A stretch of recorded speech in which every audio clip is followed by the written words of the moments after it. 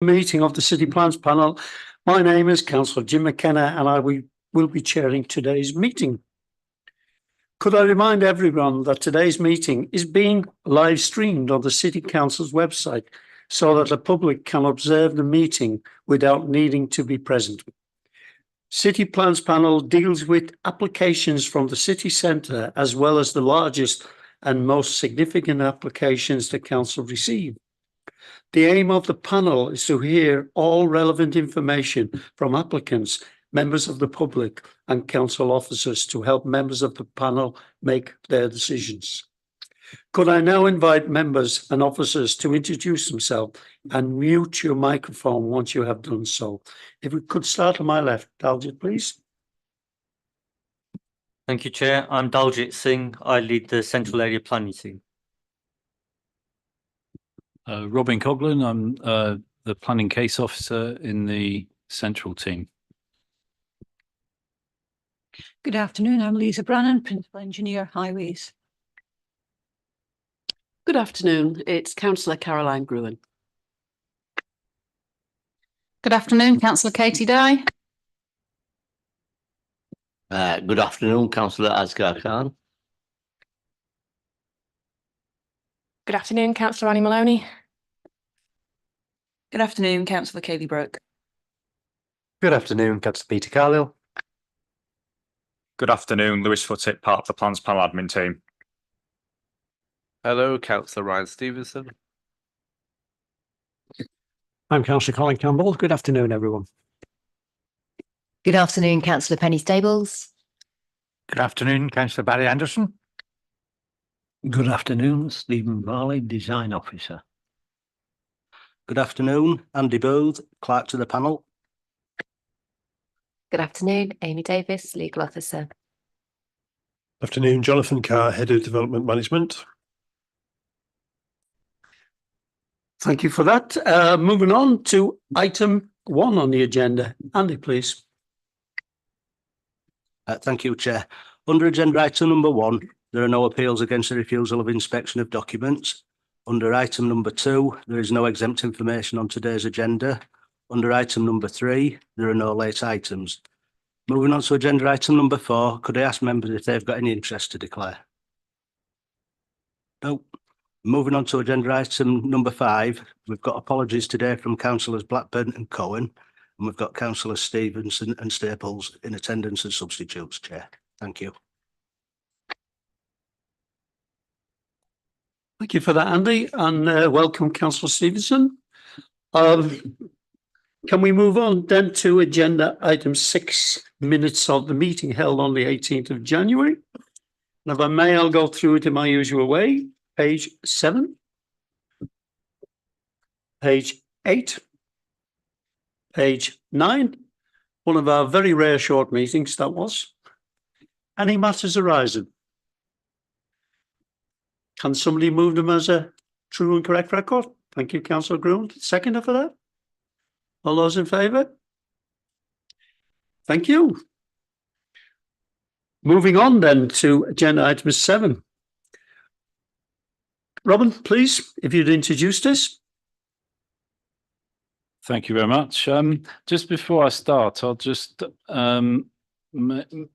draw attention to a missing bit of text, the standard text in the recommendation box in the panel report.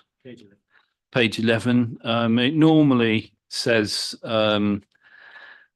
the section 106 needs to be completed within a certain time, and it's normally just copied over as standard, and it wasn't on this occasion. So I just need to draw that to your attention. So moving on to the presentation of the paddle court proposal. So if we could have, well, the first set of slides are actually photos of paddle courts from other locations. So Lewis, yeah, you just go through these. Apparently paddle is the fastest growing sport in the world, allegedly. But from these photos, I think you can see that it's quite popular in city centre locations. There you can see Battersea Power Station. They managed to fit one there. So this is this slide shows you the site. So as well as the roundhouse building, the site also includes the backland.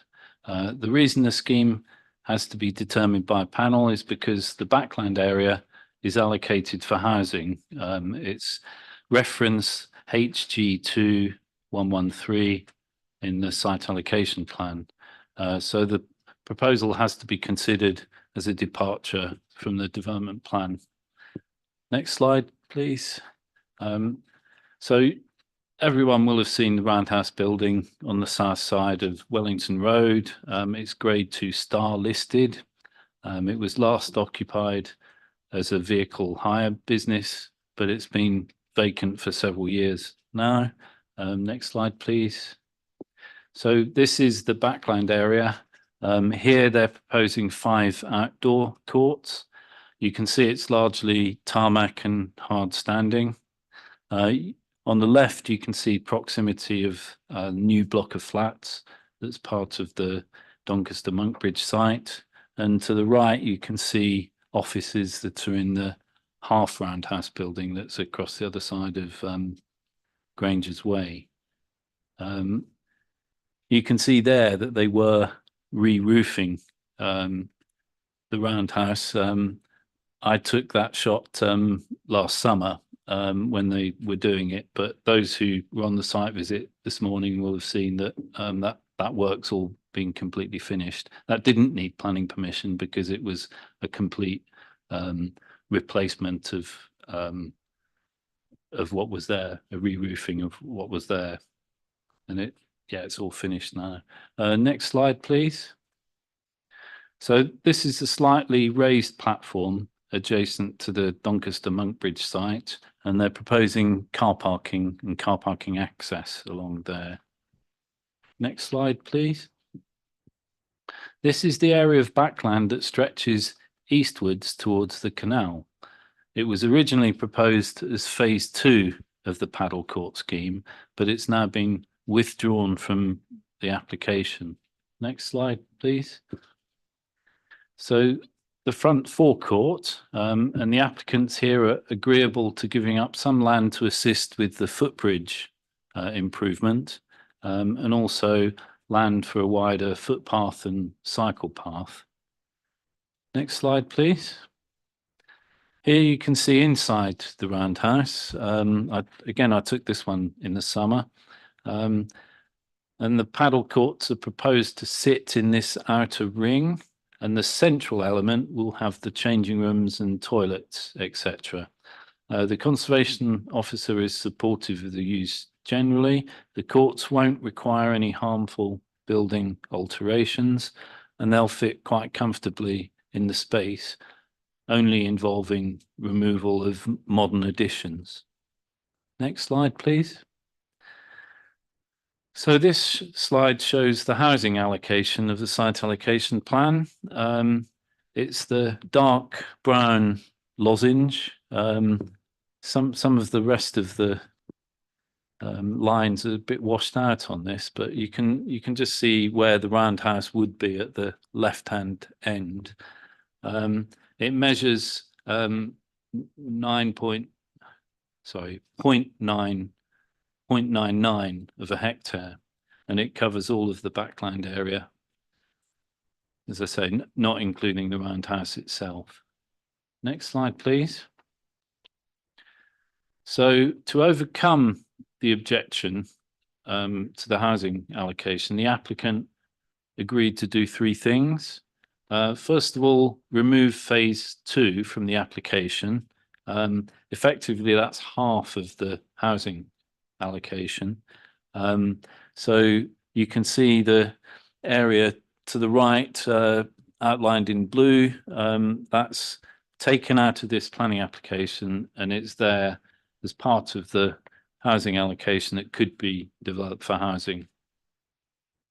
The second thing that they've done is the proposal is for a temporary use, just for 10 years rather than permanent. And also they provided a letter from the landowner that clarifies that the landowner doesn't intend to offer the site for housing development. In fact, before the application was made, the landowner was unaware that the site was allocated for housing. It was one of Leeds City Council's suggestions in the site allocation plan and not one of the landowner-led type ones. I mean, it's also when some of the other benefits are that it would mean safeguarding a heritage building, and it's also threading a leisure facility into support a quite high density residential area. Next slide, please. So this slide shows all of the proposals. So I was hoping to have the pointer here, but in the roundhouse building itself to the left, there's 5 courts proposed. In the centre, that's where the facilities such as changing rooms and toilets would be. You can see that purple circle is where the reception would be, just inside the entrance. You can see to the right that there would be 5 outdoor courts. There'll also be a vehicle one-way system coming in off Granger's Way, going down to the south to the back of the site and along, and then back out onto Granger's Way. There's up to 28 car parking spaces with 4 disabled spaces immediately in front of the reception. There'll be 40 short stay cycle spaces. You can see those on the sort of top side, outside. There's now clear pedestrian paths in the outdoor area. There's a service bay, and there's quite a lot of landscaping plots that have been added in those locations where it can be fitted in. Next slide, please. This is it, east elevation. Basically, there's very little change here. And then the next slide, please. These highlight the 2 modern vehicle doors that have been added recently, and the applicant is agreeable to the original openings being reinstated, and you'll see that on the next drawing, please. And then the next slide, please. Here you can see the proposed internal layout with the courts around the outer area and the changing rooms, toilets and cafe in the centre. Next slide, please. And this section shows that the toilets and changing areas will not have separate ceilings. That will keep the central lantern exposed and help retain the original historic integrity of the building. And the next slide, please. So you can see the scale of the courts, the outdoor courts. They're a lot smaller than the roundhouse building that you can see to the right-hand side of the drawing, which is fairly small in this city centre context anyway. And then the final slide, please. And so this gives you the elevation of a court. It's mostly 3 meters, or the fencing around the side is mostly 3 meters high. It's 4 meters at the ends, and there'd be 6 meter lighting columns. So that's it for me. Thank you. Thank you, Robin. There are no objectors wishing to speak. but we have the agent here, Simon Burgess. We met him on site and he was most helpful. So if you have questions that you want to put to him, I can bring them forward at your request. Okay, questions to officers then, please. Please, Councillor Carlisle.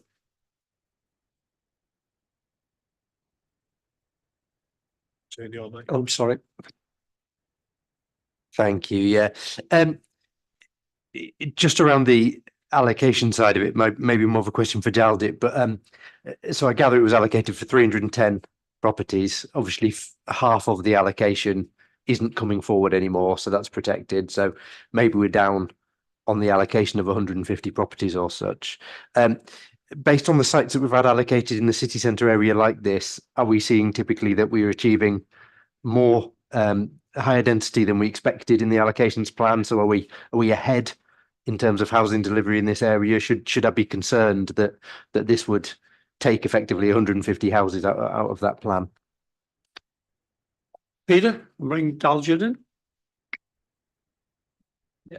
I don't think we need to be concerned about achieving the allocation figures. My experience is that those allocation figures were based on a set formula, which was based on average density across the authority area. So included suburban scale housing as well as city centre type housing, which are typically blocks of flats. Blocks of flats are much higher development. You get much more units on a smaller area of land than the suburban type of housing. And typically in the city centre, we've been achieving much greater number of units than the site allocations have been suggesting. So you only have to look at what's happened on the other side of the viaduct in this particular site to see the scale of development and blocks of flats that have been built. And if something similar came along, we'd easily achieve the 300 allocation, 300 unit allocated on this site. Thank you. Yeah, just to add to that, the local plans team provided me with some stats prior to the meeting because we thought this sort of question might come up. And at the moment, I mean, based on the 2023 Strategic Housing Land Availability Assessment, which I think is just fairly recently been published, we have a pretty healthy supply, actually. There's very large numbers of units in the pipeline at the moment. There's a 10-year supply of over 42,000 dwellings, 5-year supply, 26,000 dwellings. And the overwhelming majority are on sites currently under construction or with detailed planning permission. There's 7.7 year supply of housing, and that's much, much better than when I was in local plans team a long time ago. And there's a 6.8 year supply of dwellings that have detailed planning permission already. And the current pipeline of sites has got 100 active outlets in excess of 6,000 units under construction. And the majority of those are in the city centre or on the fringe. So currently, we're in a very good position, really, and able to forego the relatively small amount of housing on this site if we want to. And I mean, I would also mention that the applicants have agreed to this being a temporary permission for 10 years. So after 10 years, all of the courts would be removed and that part of the site would become available for housing development then. And we may well be in a different position then with higher housing targets, possibly where this land would be needed for housing then. But we have a pretty comfortable supply elsewhere at the moment. Thank you, Robin. Is that okay, Peter? Councillor Khan, please. Thank you, Chair. On page 21 and from the site visit this morning, the first impression was the area has transformed. And on page 21, 7.35, Robin, it says there's no objection from proposal from transportation noise, but environment health should have been consulted with regards of an other potential noise issue. Has there any been consultation with the environment health? And also, while we were at the site this morning, the other developments were really close to this proposed development. Will it have any impact? Well, just going to that part of the report, paragraph 7.35, that's a literal statement of what the consultee of environmental studies transport noise said. And we actually have two consultants, environmental health consultants, and advise us on noise. One is based in the sort of transport section, is more concerned with traffic noise, and with the proximity of the A58 road, there is a lot of background, quite high traffic noise relatively in that location. And I think what that consultee is saying specifically is make sure that we consult the other consultee, which we did. And on that particular matter, we had asked the developer to provide a noise impact assessment. They had trouble being able to do that because of paddle being such a new sport in the UK, and there not being a kind of track record of these uses being measured and assessed.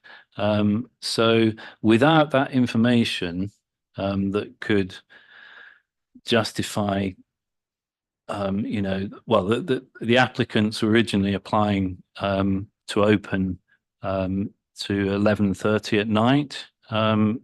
So the recommendation from the environmental health officer is that the opening hours should be restricted to 9 o'clock every evening except Sunday. Sunday would be 6 o'clock.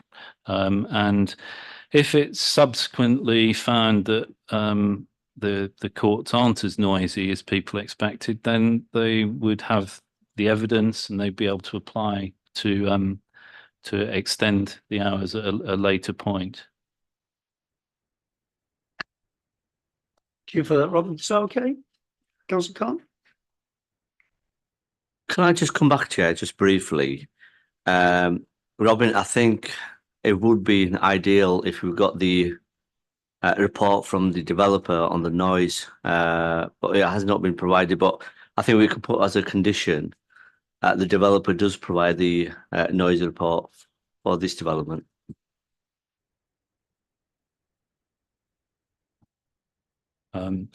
It's just that we were told that the information might not be available, but we could ask them to measure the use once it's up and running.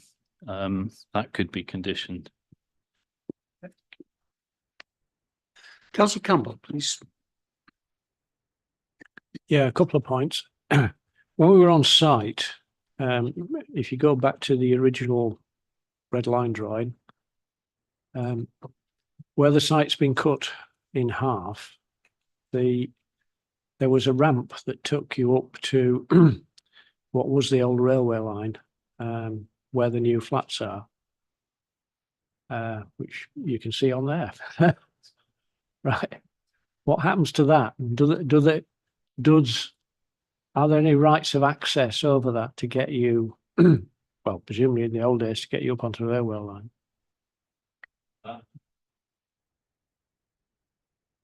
That existing ramp will be demolished or taken away, and I think there is an existing ramp that just kind of turns round, and that Yeah, that'll be that was for the modified cars, slightly. though. That's not, I just wondered about the access. Second point, I'm about to open a can of worms here. Why 6 o'clock on Sunday? I only asked the question because if this was a residential development, we'd be asking for a lot of noise mitigation. But it's not. It's effectively a sport facility. Are we trying to mitigate the noise from the sports facility, or are we trying to mitigate the noise from the road?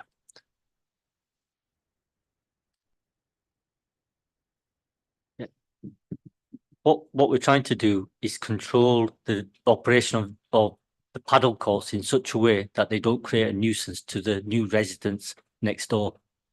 So that's the purpose for the hours restrictions. In the absence of evidence which shows how noisy the activity will be, and hence what the potential impact might be on residents next door, what we're saying and what we've agreed with the applicant is that they don't operate at times when residents can reasonably expect a quieter environment and when they're trying to settle down for the evening and go to bed.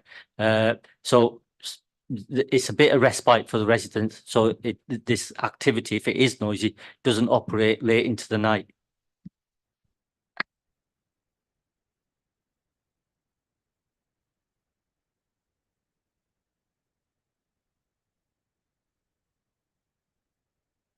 Thank you. Question about energy use of the building, thinking about the energy that's going to be used by the cafe, by the showering facilities. Do we know what is proposed in terms of energy supply?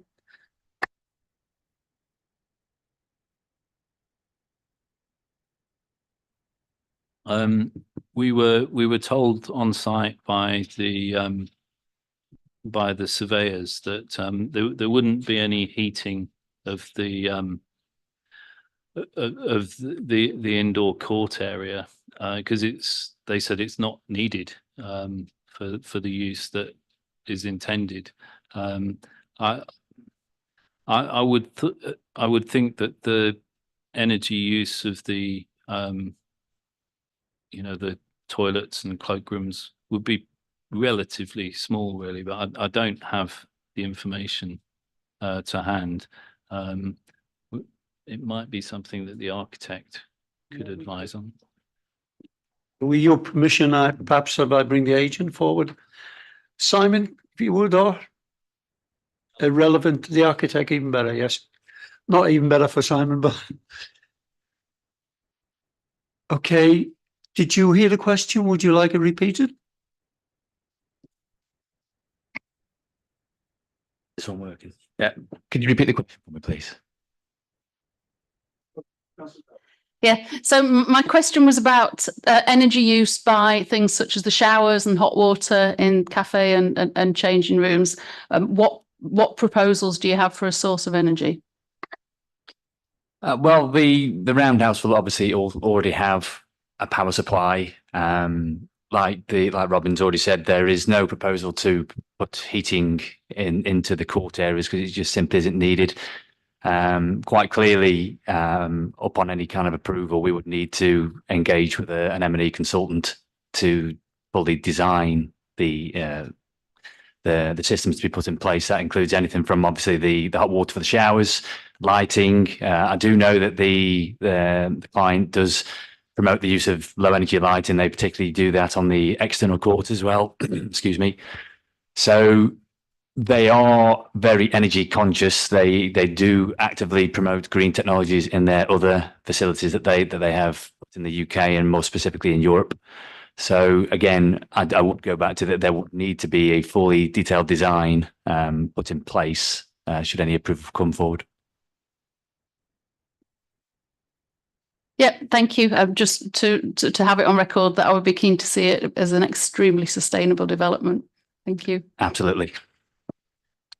Thank you. Can I ask you to remain just in case there's any further questions, if you don't mind? Thank you. Councillor Gruen, please. Thank you.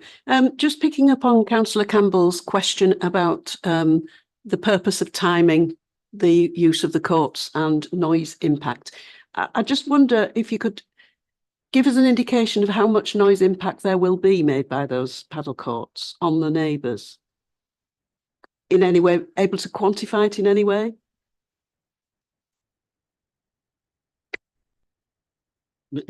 I think that's the issue. We're not able to quantify it because the evidence isn't there. No one's measured what this activity is over any sort of length of time.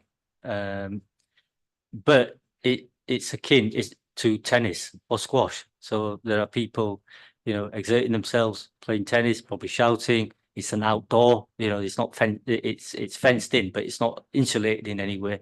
There'll be some protection, obviously, for the indoor courts because they'll be within the building. So it's a preventative measure in terms of the hours of use. We know that the city centre environment is noisy because of road traffic and other activity, etc. But that noise tends to drop off into the evening when business is shut, etc., and background noise levels drop. So that's why the hours are as suggested. Thanks, Daljit. I'd like to make a comment based on that response. Would you prefer me to make it in the comments section? Yes. Yeah, that's fine. Councillor Staples, please, and welcome to planning. Thank you for standing in for Councillor Blackburn. Thank you, Chair. This question relates to the health of those participating in the sport. And I just wondered whether we'd considered, given the proximity of the outside courts to this very busy road, the impact of air pollution on those that were doing sport so close to that busy road. I have to say we haven't actually considered that, but I mean, generally, our feeling is that the addition of sport facilities and leisure facilities like these in the city centre is a positive thing, really. For there's so many city centre residents now with so many new flats. It's got to be positive, really, that they have places where they can exercise and recreate and get fitter and do physical activity. I mean, it's probably no worse than people jogging in the city centre, but I'm afraid we don't really have any sort of evidence or figures on what that kind of impact would be. Councillor Staples, I was going to invite the architect. He might not be able to inform us or give us some information on that. He may not. I don't know. And then you can come back. All I would say is that of the facilities they've already provided in the UK, they are in city centre locations. I think there's at least one in London. You saw the facility outside of Battersea.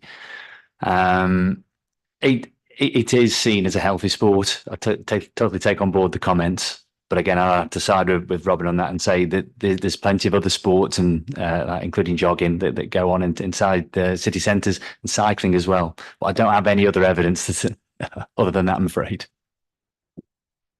Thank you for that. Councillor Staples. Thank you, Chair.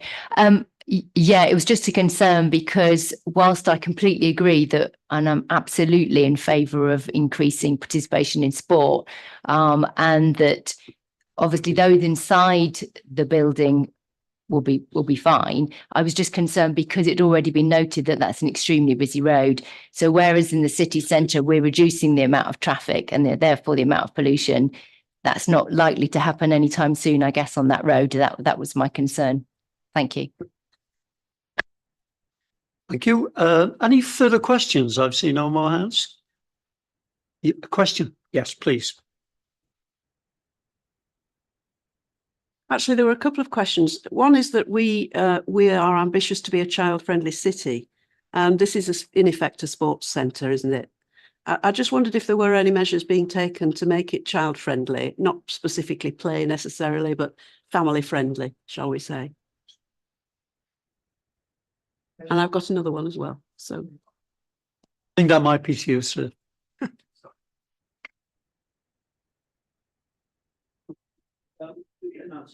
Yeah, so on the child friendly sport, the client was keen to point out, and I think we put it in some of the design documentation, that there are free taster sessions. It's all inclusive, and there are school programs as well to try and get children involved. It's also a sport whereby the facility actually provides a lot of the equipment. It's not something they want people to spend an awful lot of money on. They actually want people to come in to the facility, and community is high on their agenda. I mean, one thing they do like to do, they like to put 10% of any of their profits towards the local community in agreement with the local parish. But again, the inclusivity, including children's use and schools use, is paramount. Great, thank you. Councillor Groon? my second question was about actually, I did bring it up at the visit, but for the sake of the meeting, I think it would be good to have the information laid out. So I completely get the inside of the roundhouse being a valuable asset and attractive, and that you're building the courts in that and maintaining the original structure to be visible.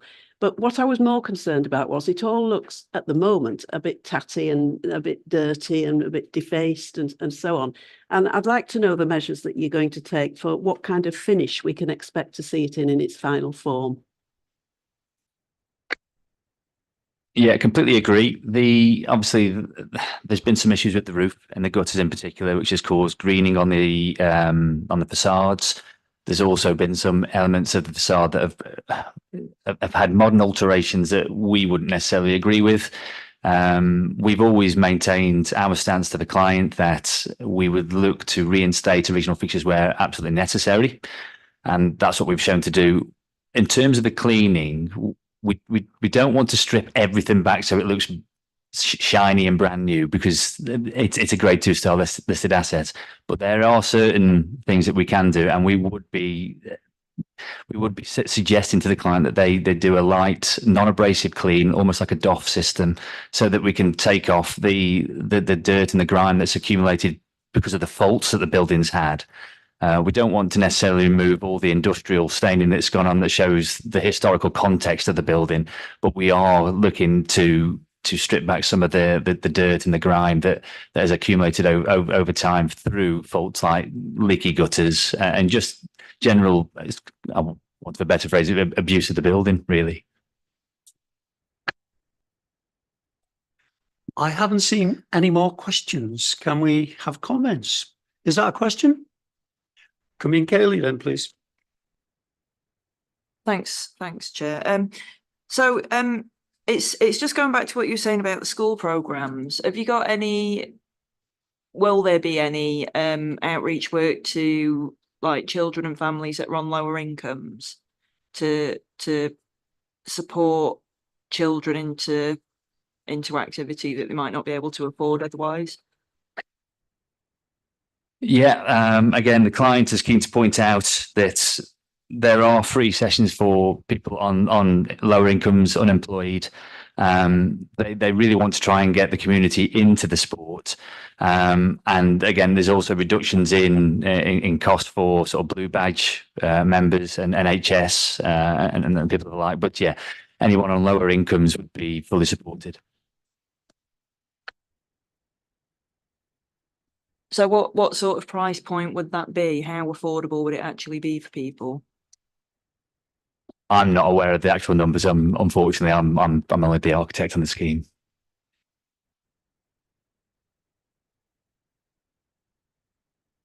Okay, thank you for that.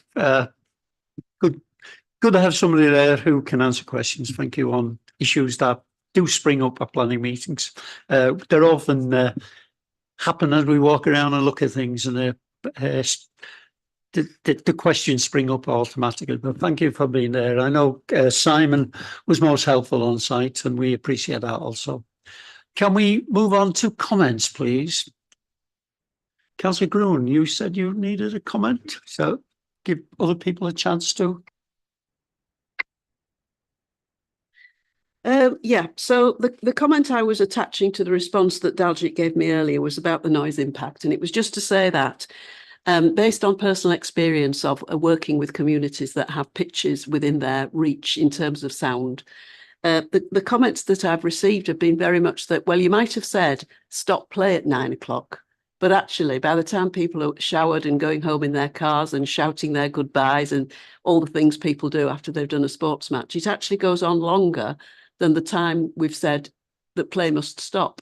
So it might be worth, if there is going to be a significant noise impact. I mean, when I was on site this morning, I wasn't thinking there would be a big impact, but if there is a sizable impact, then I think we ought to be thinking about shorter times and finishing an hour before you expect the noise level to have gone down. Because although the match will have stopped, other activities continue. That's the first point. I'd just like to say overall, I do think it's a good scheme and an imaginative use of the roundhouse building. And I do welcome, preserving some of the heritage asset as well as providing something that will be of good community use. So I think it's a really good scheme.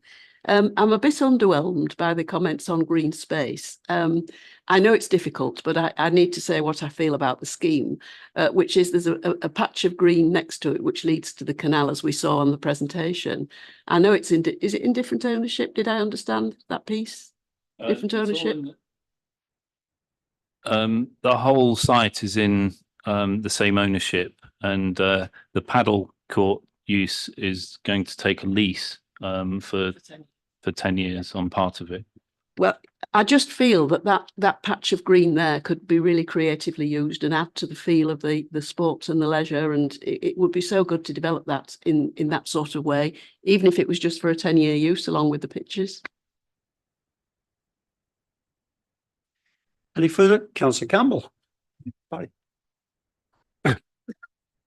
Well, I think there are two basic questions, aren't there? Number one is the principle. And I think it's a sort of split principle, isn't it? Because I think all of us who were there this morning really would like to get the roundhouse back into use. It's a fascinating building. I've been down there before when they first revitalised that bit of area and refurbished it. So it's some time ago. And it's a much bigger building than I recall, having walked around the inside. It really is a significant building, and anybody who hasn't had a chance to go down has missed an opportunity, in my opinion. I think, however, we then have to ask the question about the rest of the site. And as you say, it's technically a housing site, but I think looking at all the development in that particular area, as we were standing on site today, there are hundreds and hundreds of flats going up there. I think we might just be able to lose this if it provides a facility, I think probably mostly aimed at the people who live in those flats roundabout. And it strikes me that this is a relatively modern sport, not one I've ever partaken of, or actually intend to do probably, but I think it's aimed at a younger element, perhaps younger than me, I should say. And so I'm slightly, I don't know what's the word, in relation to the times, because I do think that a lot of the people who live in the flats round about there will be coming home from work, and that gives them a slot in the evening to use this facility. They couldn't use it during the day. And I just wonder about the hours. And I take on board Caroline's point about if it's football club, for example, you do get the aftermatch shouting and yelling. I'm not sure that 9 o'clock, I'm surprised to hear myself say it, but I'm not sure whether 9 o'clock's the right time. Actually, I would have said 10 might be better. But in the end, I suppose we suck it and see, don't we? 9 o'clock seems reasonable as a test, provided we into a sort of condition which says the lights go off at 10 o'clock.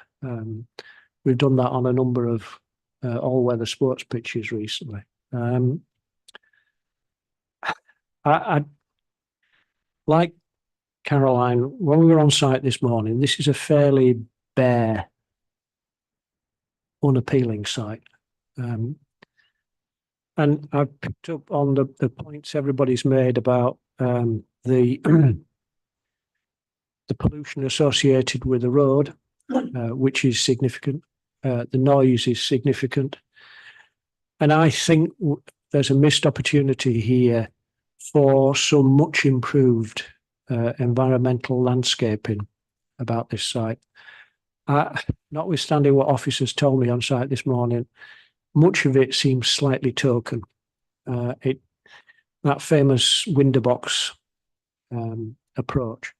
I think there is scope across much of the site for much more planting, much more screening planting, particularly against the road.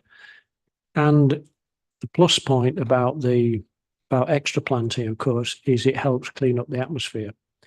And it seems to me that though I am happy to bring the roundhouse back into use, I think that's a plus.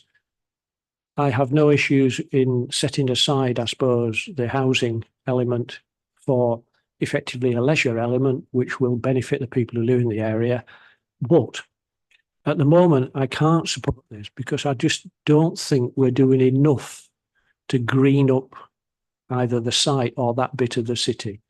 And I'm slightly reluctant to say it, but it means that I'm reluctant to vote for this because I think much more could be done to improve the environment in that area, not just for the people who use this, but for the surrounding area. Thank you, Chair. Councillor Anderson, please. Just briefly, I think this is a great idea. I really do think it's an excellent opportunity for the site to bring this back in again. And in terms of its location, as we found out when we went for a nice walk afterwards, it is sustainable, it's in a good location, and there are vast numbers of people within no more than 5-10 minutes at the most who could actively use this as their leisure facility on site. A lot of people who live in many housing areas would love to have a facility of some description as close to their house. So I think it's a sustainable use of the site. And in terms of the point that Colin just made about the boundary treatment, I'm happy to defer and delegate to officers. You've heard what's been said, and to say to you, go and do your best to see what you can manage to get out of it. But I'm quite happy to support it today. Are you prepared to move it? Will you? Yeah. Okay, we'll come back to that, but thank you. Any further comments? I'm going to bring Dalgid in regarding the hours. See if there's a suggestion that might satisfy some of the concerns. Thank you, Chair. I understand the point Councillor Gruen is making that even if the courts have stopped being used, it could still be noisy as people leave the site. I think we did have that in mind, and that's why we're proposing the hours or negotiate the hours as we have with the applicant at 9 o'clock. Because normally in a city centre environment, the background noise levels don't really start dropping off until after 11, when other leisure type uses, road traffic noise dies down and people are not moving around so much. So hopefully that would have allowed plenty of time between 9 and 11 before people can reasonably be expected to be trying to get to sleep for that kind of activity to take place. But we can, if members want us to, we can look at that a bit more closely. We can definitely be much clearer about when the lights are off and make sure the lights are off, as Councillor Campbell suggested, by 10 o'clock. The other thing I've noted is that we are proposing a condition in it, as well as the hours restriction, we are proposing a condition which asks the operator to come up with a noise management plan, which will include arrangements for a complaints procedure for how, if there are issues on site, how they will address those. And hopefully that will also help them be good neighbours. Ultimately, it is a case of seeing how this goes and then being able to control it through those conditions. I think hopefully with the hours restriction and the noise management plan, there won't be a problem going forward.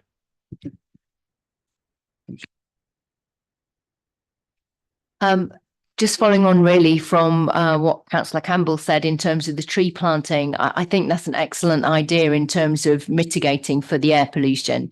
Is that something you can add on as a condition? Does Robin want to come in? Yeah, sure. We are still in negotiations with the applicant about the landscaping, and the areas that have been shown on the plan are really just the locations in principle, and there's more discussions to be had in terms of the actual plants and types of trees and so forth. But I'm sure you wouldn't have been able to see the small annotated print on the drawings, but I think it's talking about 5 trees to the front, in front of the road, and some trees to the rear. And our landscape officer will be involved in the negotiations, and we will definitely maximise the amount of trees and the largest sort of vegetation that can be provided. So we'll definitely try and max out on that. Councillor Campbell, did you want to jump in? As Daljit was talking there, I'm sorry to keep going on about it. As Daljit was talking there, it did strike me that we've got effectively outdoor courts and indoor courts. Now, the noise from outdoor courts, I'm sure could create an issue, but I can't see the noise from the indoor courts causing that much of a problem.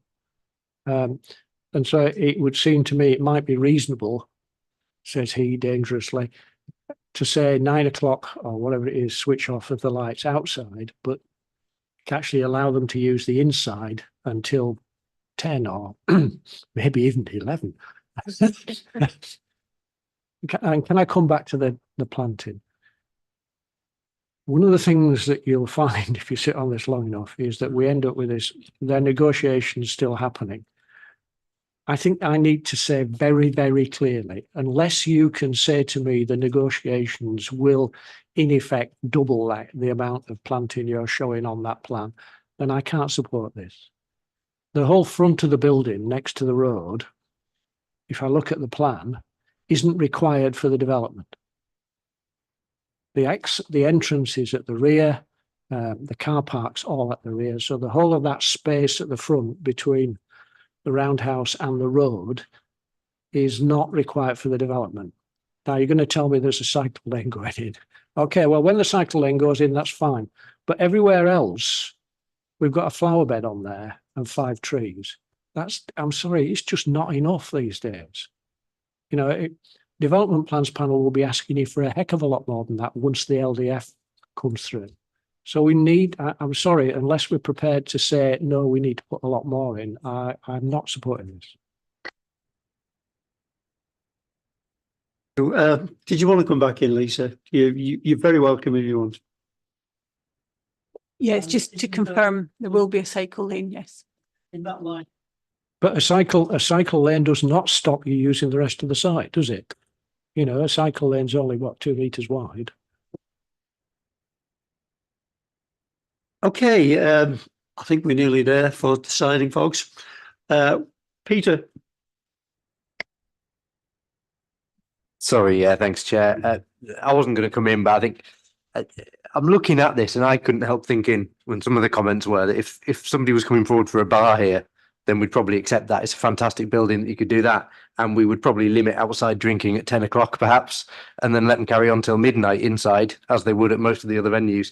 I don't personally see a problem with noise from, I can't see that noise from that roundhouse is going to put off residents very far. To be honest, you know, we used to have Majestic nightclub there, and I doubt many complaints came from residents nearby that at 2 a.m. So I'm not particularly too fussed about the noise indoors. The noise outdoors, I'm not really that fussed about here next to Armley Gyratory. I think the sound of people enjoying themselves is probably better than the sound you'd get constantly. So I'm reasonably flexible over those hours, and I think probably Colin's suggestion of having longer hours is better. I'd rather it was a good facility for those people who live there, who have fewer activities, fewer possibilities of having active lifestyles in the city centre as you do if you live out in further areas. In terms of the greening, there's probably more that can be done in the site, but I think this is a positive use of that site, and it retains the heritage building that I love looking at as I go past. So I'm reasonably happy with what we got here. It could have been a lot worse. A housing developer could have come, built a massive monstrosity behind it that meant you could practically not see the heritage asset that's there. So I'm quite happy with this as something, and I'm happy if we decide to extend the hours beyond what is noted. Peter, I think with that, Dalgid, do you want to sum up what we need to consider? So it's clear that in terms of the principle, there's general support around the table, and that the potential loss of this as a housing site for a temporary period is not an issue for members. There were two main detail matters. One was discussion around the potential for noise impact, and I think what's coming forward is a position where members are comfortable with perhaps longer hours than we've suggested in the report, but inside, for activity inside the roundhouse. And then we monitor the activity, the external activity, as part of the noise management plan. In terms of the greening, I note the different comments. Councillor Anderson's comments was, you know, to allow that to be left to officers to try and improve as best we can, notwithstanding that there is already an enhancement on the existing. Councillor Campbell clearly has a very different view. It's for members as a whole, for panel as a whole, to take a view on that. For those that went on site, there clearly, in terms of the areas that are subject to the application, there clearly isn't a lot of landscaping at the moment, apart from some shrub at the extreme edges. There's no trees to speak of. This proposal will bring forward significant improvements in terms of planting opportunities, including for new trees. We will, by all means, have a look at the frontage again, as Councillor Campbell in particular wants us to do, but members will have to take a view on what's before them. Thank you. Thank you. Caroline? Do you think before we take that view, we ought to hear from the developers about what their views are about what we've said on green space, and how willing they would be to relook at it? Oh, I've certainly no objection. If that's a request of members, we could invite our architect along again.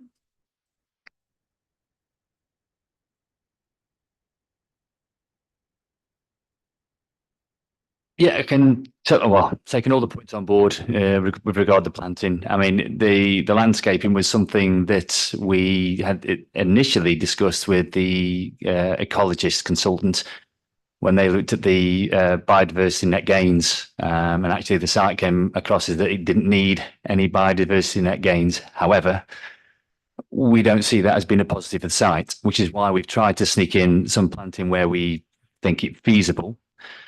I take on board the comments about the space that's edged in blue to the right, which is the land that we're still keeping for the residential use. If we'd have known when we were drawing up the proposals for the planting that we could actually use that space as part of providing further planting, I'm sure we would have done that on the plan, but we just simply went up to that red edge. Again, I'm happy to extend the planting levels at the front of the building.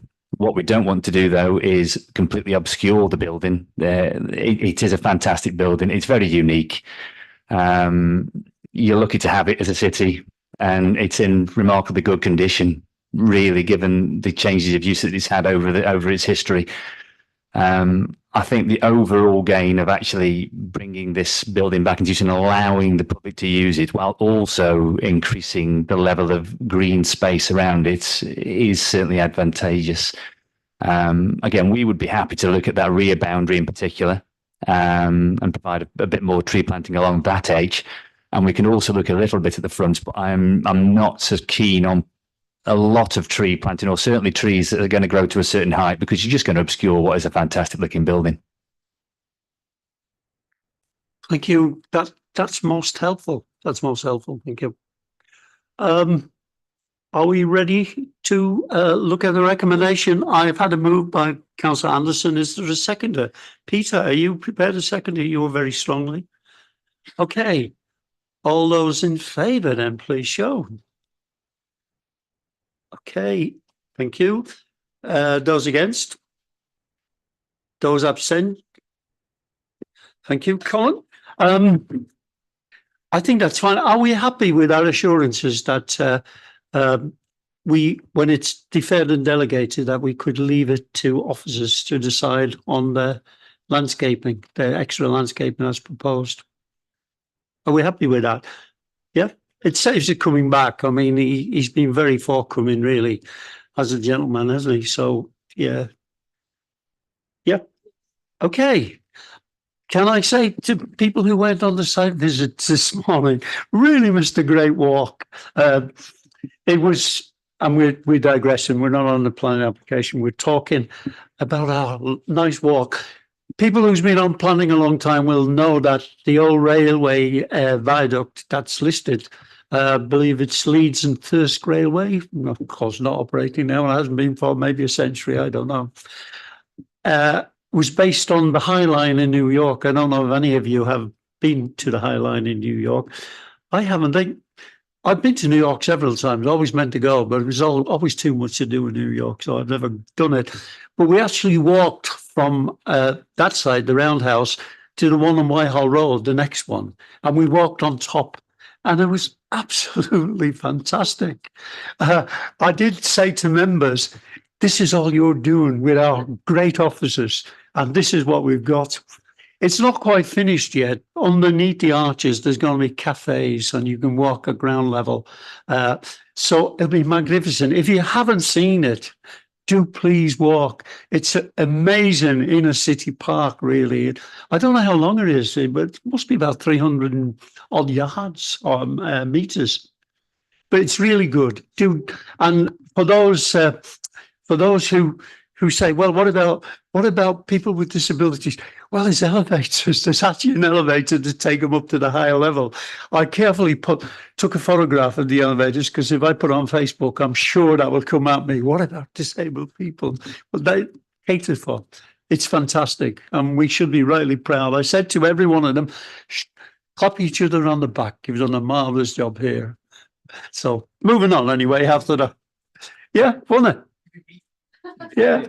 It was great. Keep doing it. Keep doing it. Can I move on then to page 45, agenda item 8. Wait till Andrew gets in place. When you're ready, Andrew.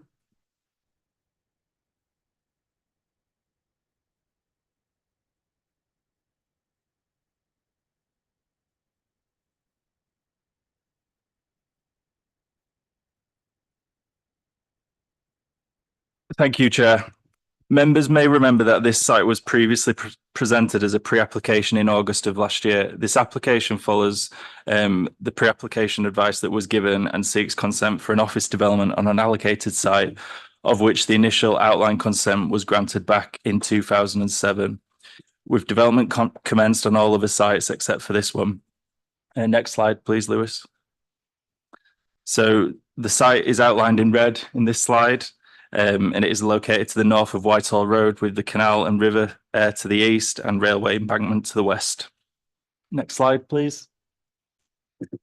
This slide just gives some various views around the site to give members who were not on the site visit a little more context to the area, which are taken from along Whitehall Road and Whitehall.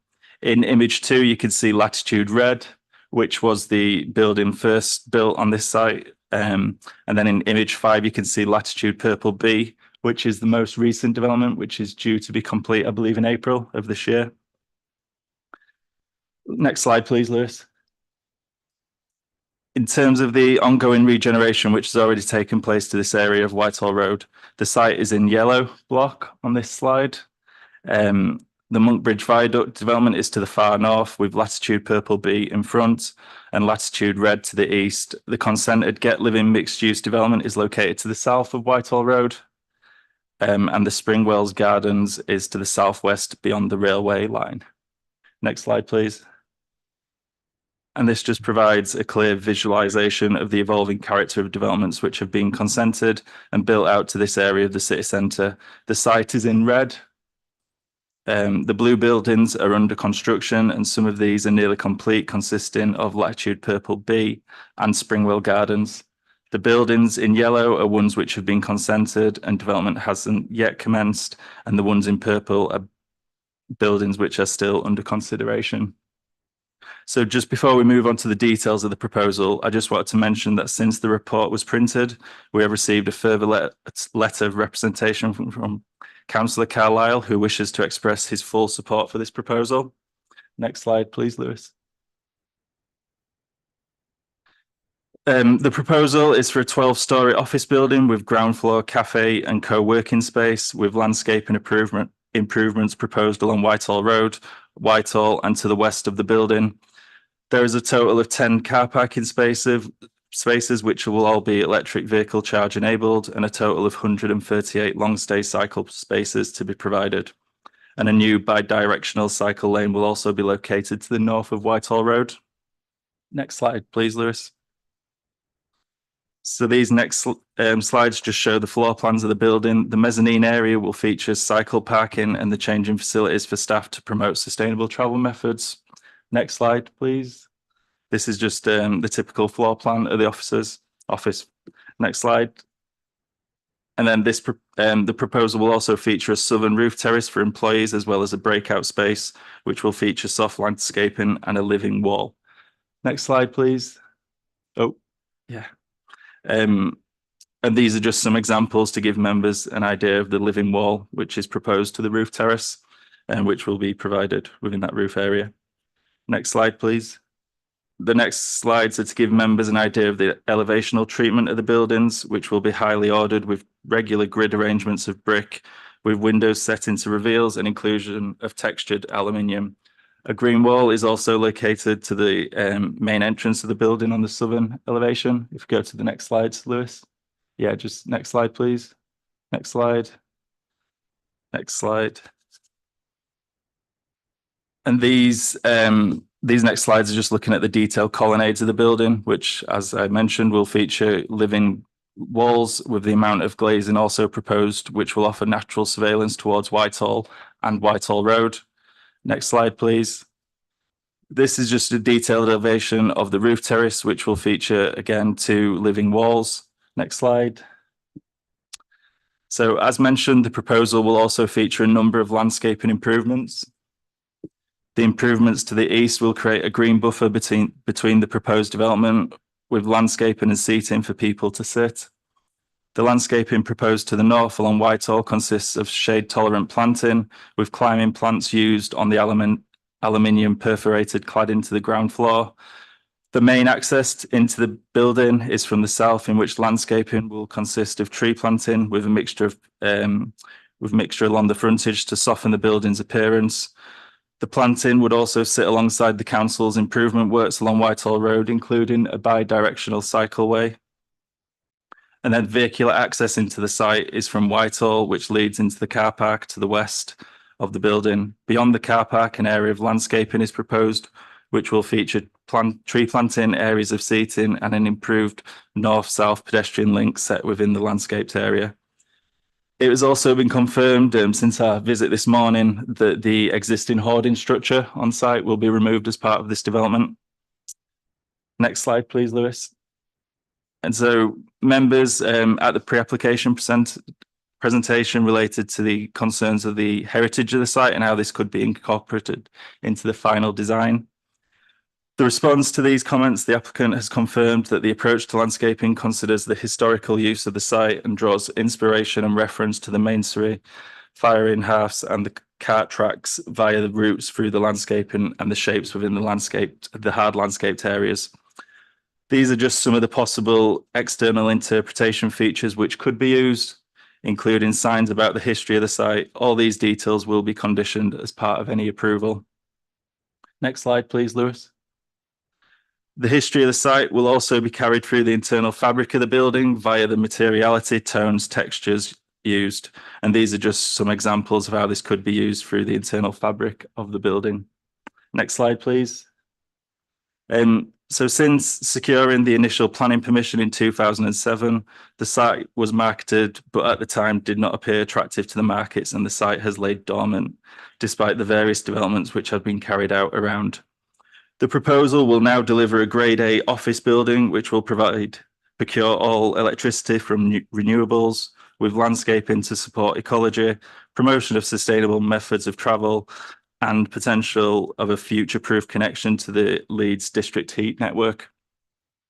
Initial evidence which has been provided states the development is also on track to achieve accreditation of a BREEAM outstanding. Next slide, please.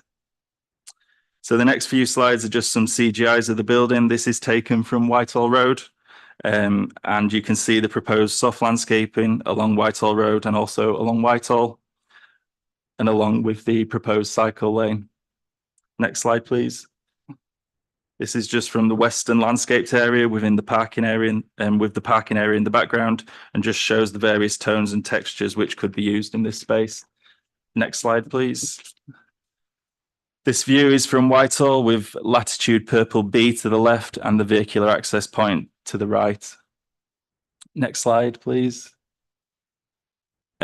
This view is taken from the rear of latitude red, which shows the proposed landscaping along Whitehall and also the consented Get Living development, which is in the background of this image. Next slide, please.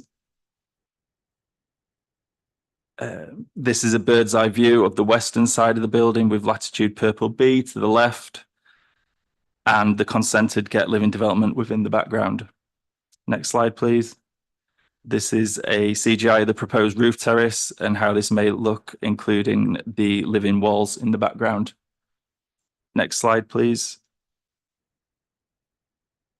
And this is just a visualization of the internal ground floor area with the cafe and co-working space in the background. Next slide, please. Members may note that within the report in front of you, there is a requirement for off-site wind mitigation to the southern side of Whitehall Road, which is the purple line on this plan. This mitigation is only required in the event that the Get Living development to the south of Whitehall Road is built as consented.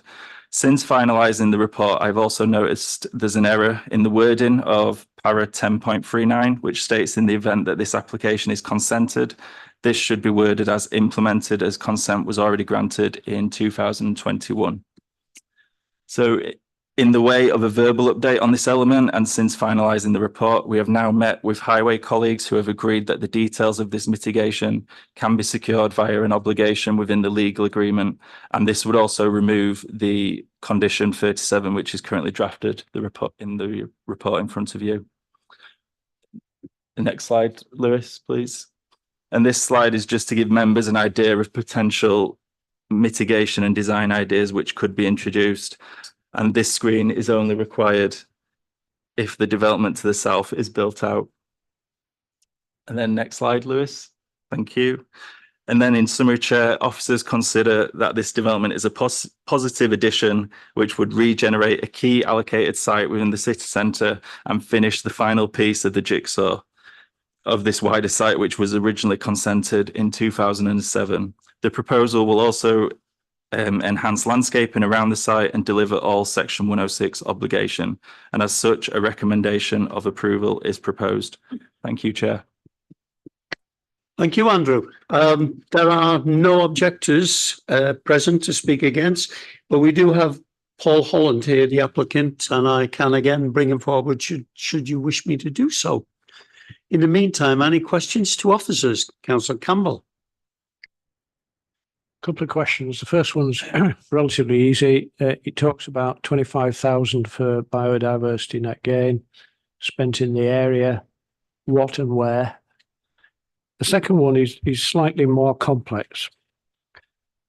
I recall when we had the pre-app on this one and we went out to look, and again we were out today. There's quite a significant amount of work happening to the frontage to Whitehall Road itself. Let's discount the building.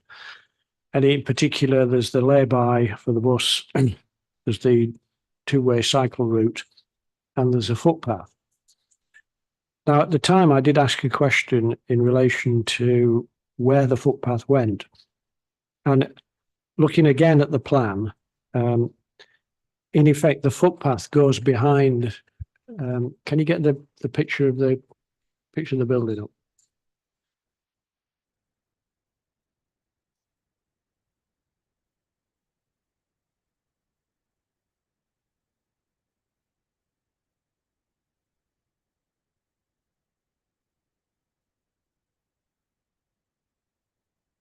So do you have a slide number for that? Sorry, on the bottom. The building, the view across Whitehall Road.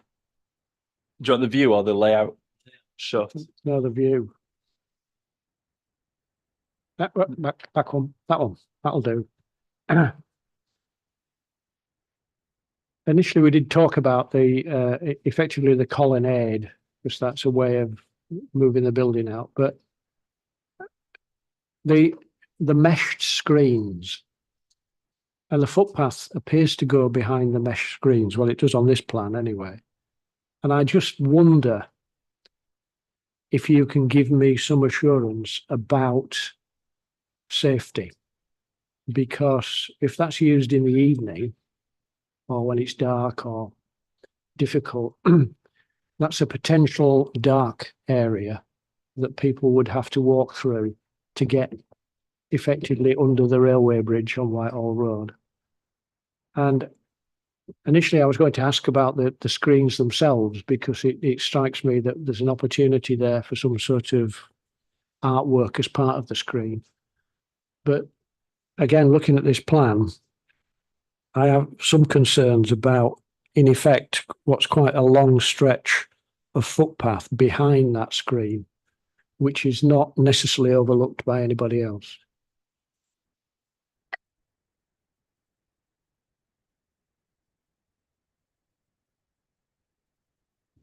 Yeah. So the path within the colonnade will be in addition to the adopted footway, which in this image and the draft plans for the cycle vision is to come in front of the cycle track at that point. So there is a pedestrian route with the bus stop there, which is outside of that colonnade, but also the screens, I understand, are about 50% porosity, so there will be some element of being able to see through them, and I also would assume that that colonnade will be lit anyway. I don't know if that helps to reassure you. Well, to some extent, but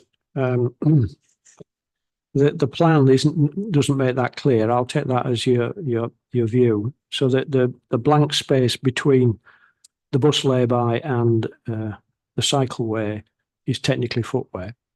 Right. Okay. Lewis, could we just pull up the layout plan with the landscaping on?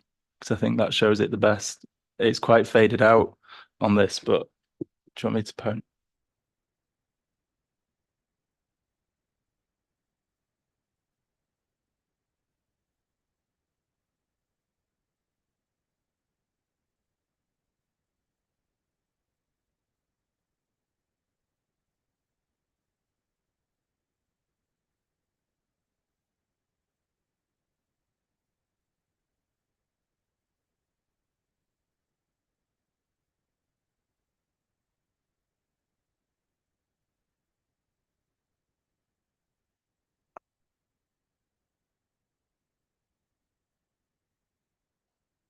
Councillor Campbell, have you finished? I'll take another question. You can always come back. Any other questions to officers?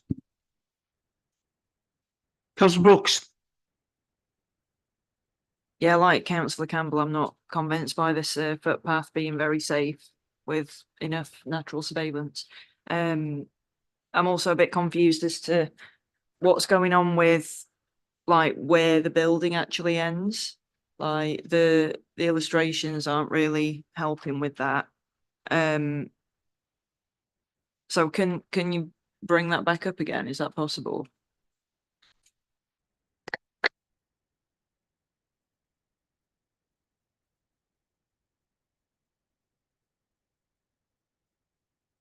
So in terms of the facade of the building, it will be in line with the latitude red, which is the development which was built out as part of this first the consent which was granted in 2007. And then there's the area of colonnades which will be open at ground and first floor. And then the buildings, well, the main facade is in line with the latitude red, which was pointed out on site visit this morning. Yeah. Councillor Brooke, just going to point it out.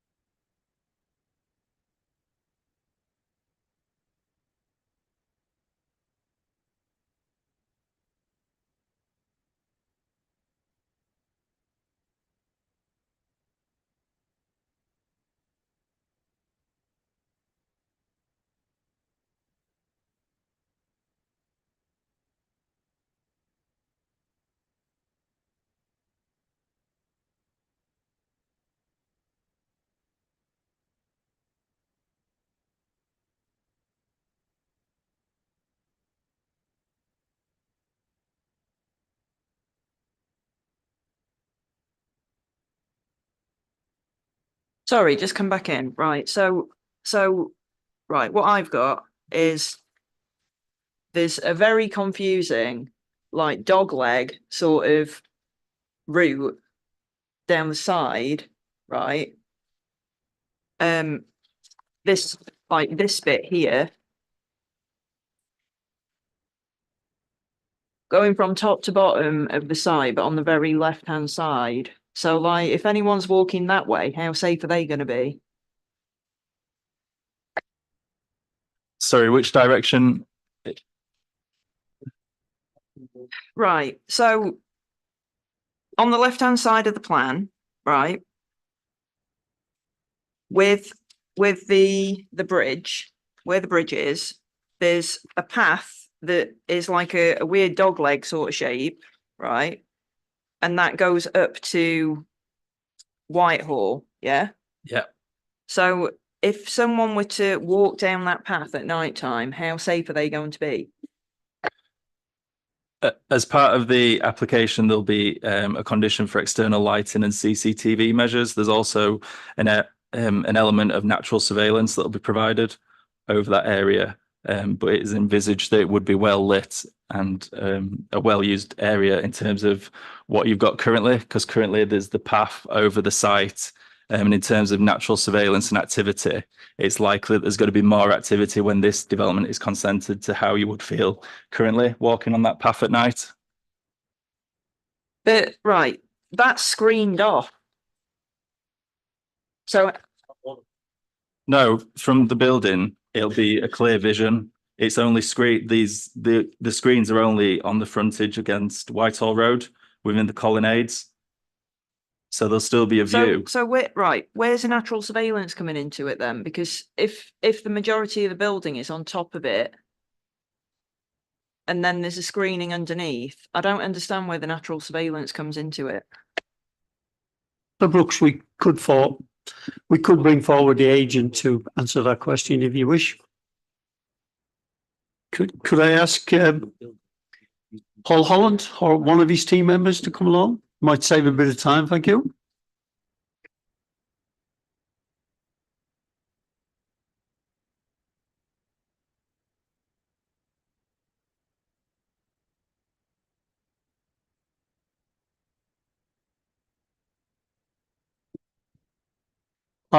I take it you understood the question. Do you need a repeating?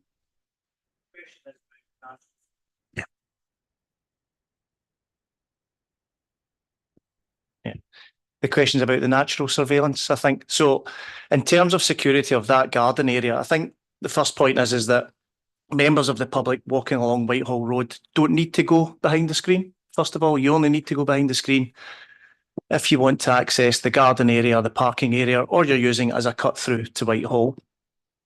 So for the majority of people walking back and forward under the bridge, they wouldn't go behind there. If you are behind the screen, we have, I suppose, quite a few measures of safety.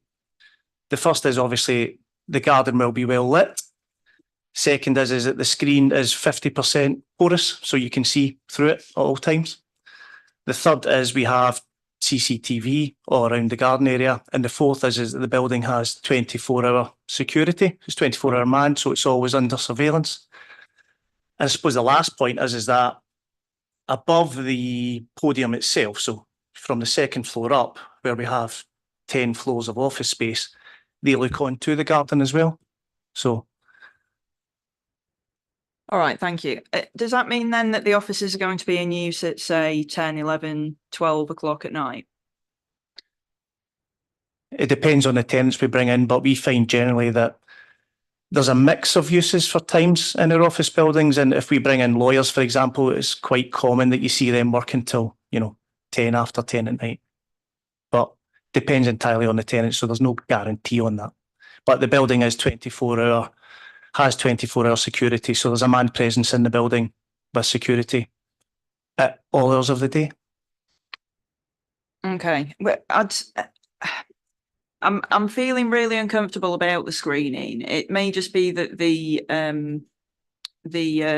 illustration isn't showing how visible it is. It does feel very much like it's going to be blocking the view from the road.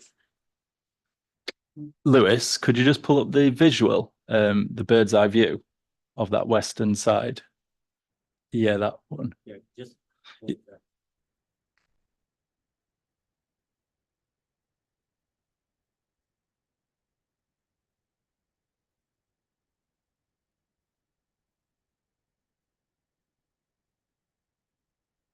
Specifically the path.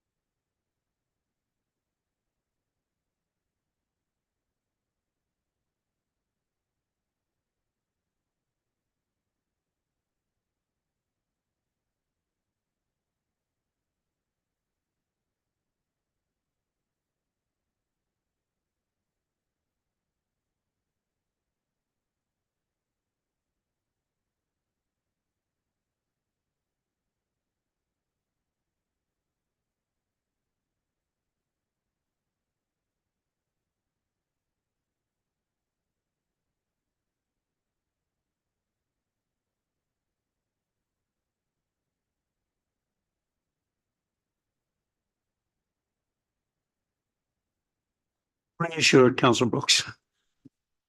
Okay. Any more questions? Councillor Campbell.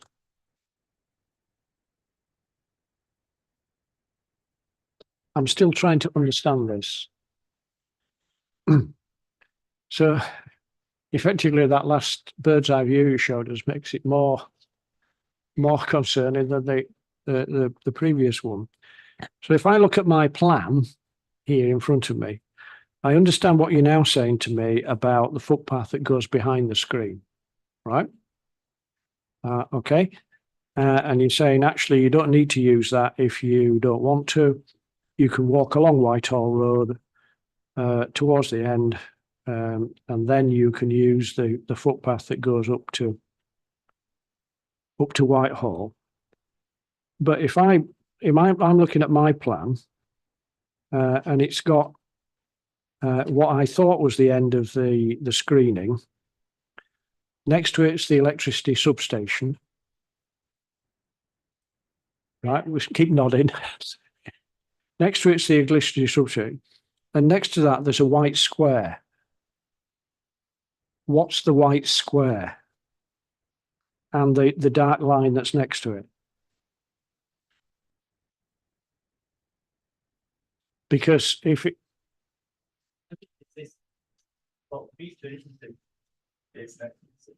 there's a square on both sides. That's the substation. This might be an answer to the question, but if it's that feature that's concerning, I don't think that's. what's its function?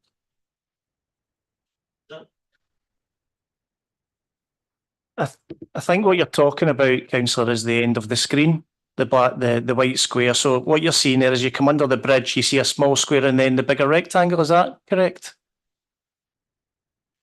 Is that what we're referencing? So in effect, what you're saying to me is the screen, or what you appear to be saying to me is the screen stops at the last white rectangle. Yeah, that's correct. So where's the line of sight?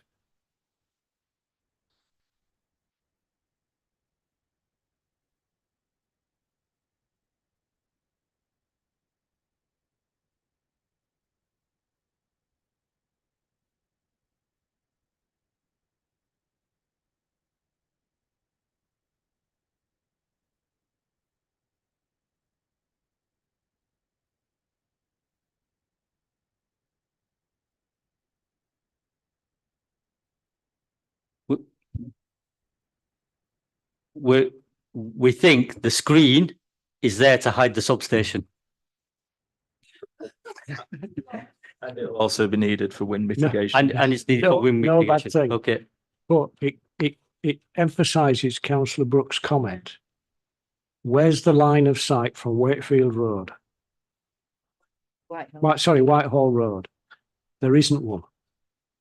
The only way you're going to see on up that path is to go around the back of the centre. Now, I think we all understand there needs to be a substation. We all understand there needs to be screening. But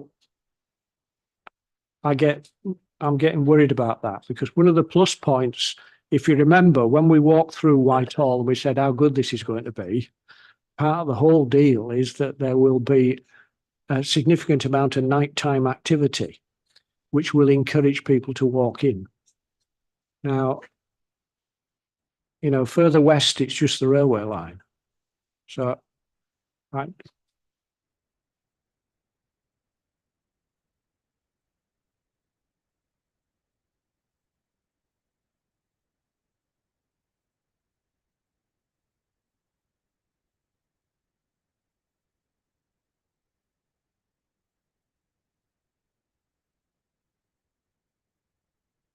Lewis, can you just pull up the wind mitigation plan? Because I think that shows all mitigation proposed.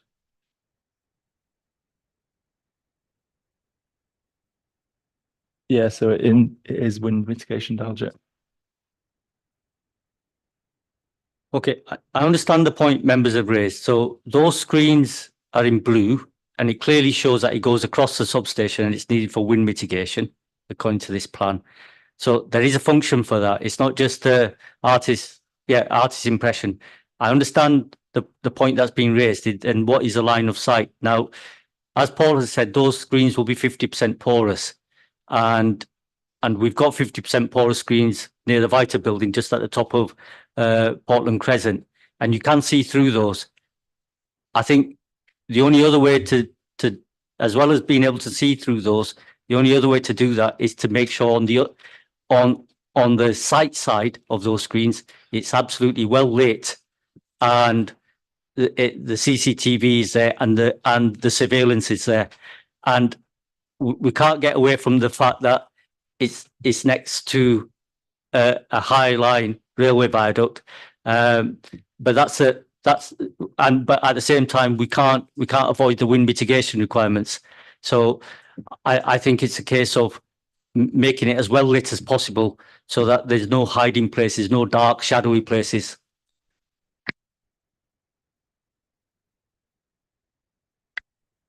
Do you want to come in? Do please. You might be able to help. I just wondered whether it was the red line boundary that may make it feel like there's a wall that extends out. So you see where it kinks out, that's not actually a wall, that's just the ownership. So actually the wall of the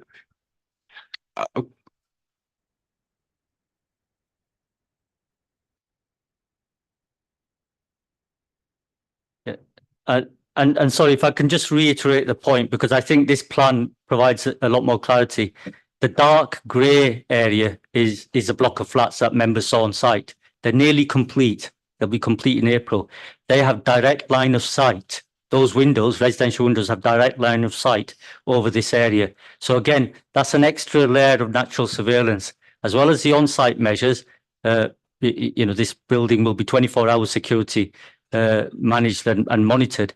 There will be a line of sight from residents overlooking the space.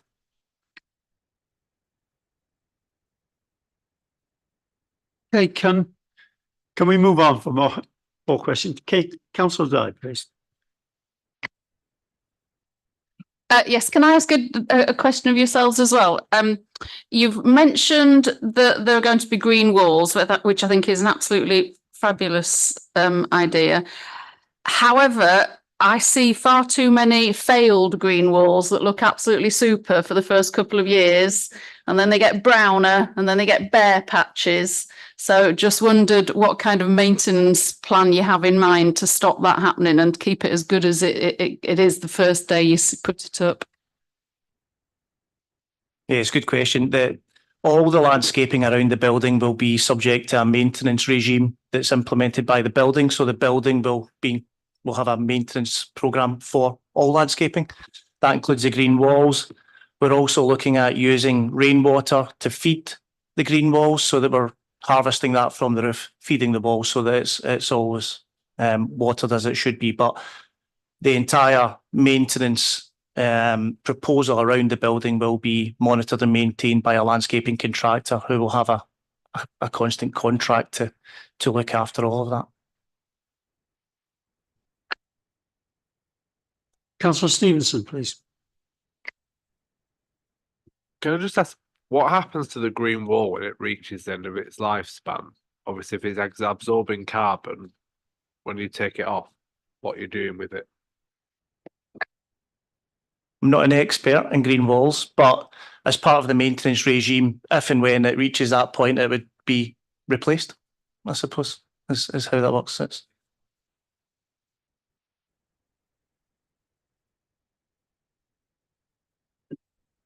Are you asking how the green waste would be dealt with? I think just in the way that green waste is dealt with, it all absorbs carbon and then is recycled. So I suppose the broader point is perhaps come back for next time for officers in terms of our biodiversity and green credentials. We have to consider now in planning that what's the end point of that. If it's burnt, then obviously the carbon is released. If it's put back into the ground, then that's possibly a bit better, but you don't want to spend all this time us discussing green walls, which we think are great, to find out that in a few years' time they're going to be pulled off and burnt. So I think we need to track that as a point for future if we can.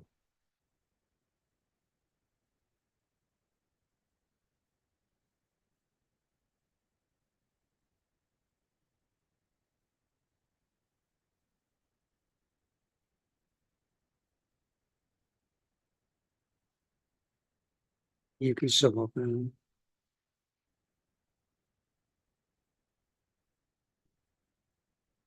Sorry, it's me. Oh, thank you. I thought it was me, Chair. My question is to the highway and Lisa, and this morning from site visit on the Whitehall Road, there's going to be some work going to be taking place. We're going to be installing the cycle routes in front of the development, and then where the substation is near the bridge, and it gets narrow. Do you think is that's what's the length and the wide of that road? And do you reckon we will be able to have a footpath, a cycleway, and two-way traffic moving under the bridge? I have got a draft plan that I can sort of pass along for members to see, and it is proposed that there's going to be a 3-metre bi-directional cycle track the length of Whitehall Road from the crossing at Whitehall Riverside, where the existing facilities, which are unidirectional on each side of the road, finish at the moment, and then it will continue southwest as a bi-directional on the northern side, and the works in front of this building will be implemented by the development to join that up. So the plan I've got is draft, but it does show a 3-metre bi-directional track with footway and carriageway, so I can pass that along. Okay, Councillor Khan. Any further questions? Can we move on to comments then, please? Okay, thank you for coming forward, Paul, and your team member. Comments, I'm sure you probably won't get a chance to answer comments, but you can take them on board from what members say. Thank you. Comments? No comments?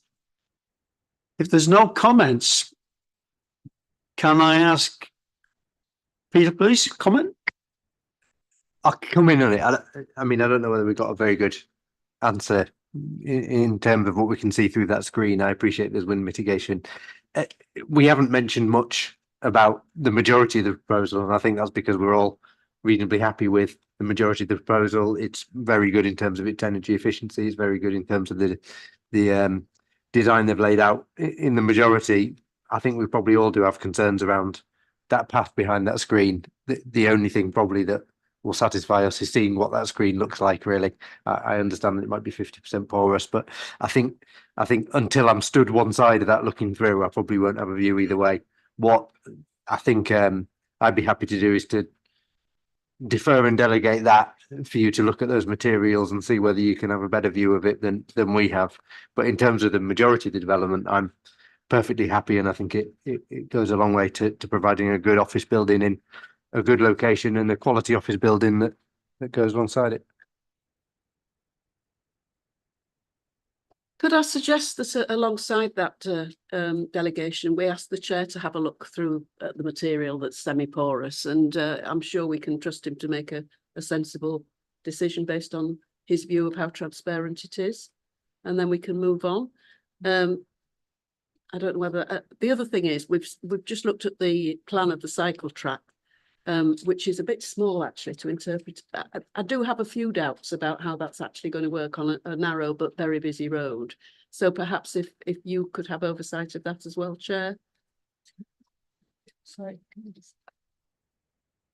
I should say the cycle track, which is the length of Whitehall Road, is an active travel fund approved project, which has got already got a sign off from WICA, and it's met active travel England's sort of criteria. So it's separately funded. So I just want to so I don't think we can say that, I can provide more details to the chair, but it's a separate, beyond the scope of this planning application. Okay.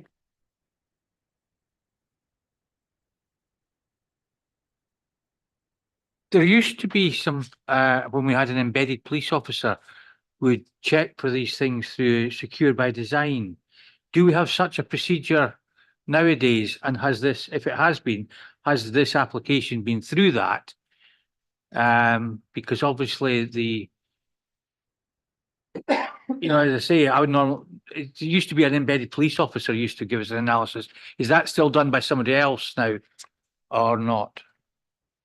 Yeah, as part of the application, we've consulted with West Yorkshire Police, and they recommended the condition, which is to do with, I'm just trying to find it, condition 38, which is for a security plan for details of access controls, CCTV surveillance, lighting around the building and within the building. Where I'm coming from is the mayor, West Yorkshire Mayor, has prioritised the safety of women And I would have expected that the police officers, when they are assessing these things, use that as one of their first criteria they would check for things against. Is to try and provide, I know I won't satisfy Councillor Brooks totally on it, but at least if we know that, you know, the mayor's views have been fed in and the police have reacted accordingly, it gives us a degree of reassurance.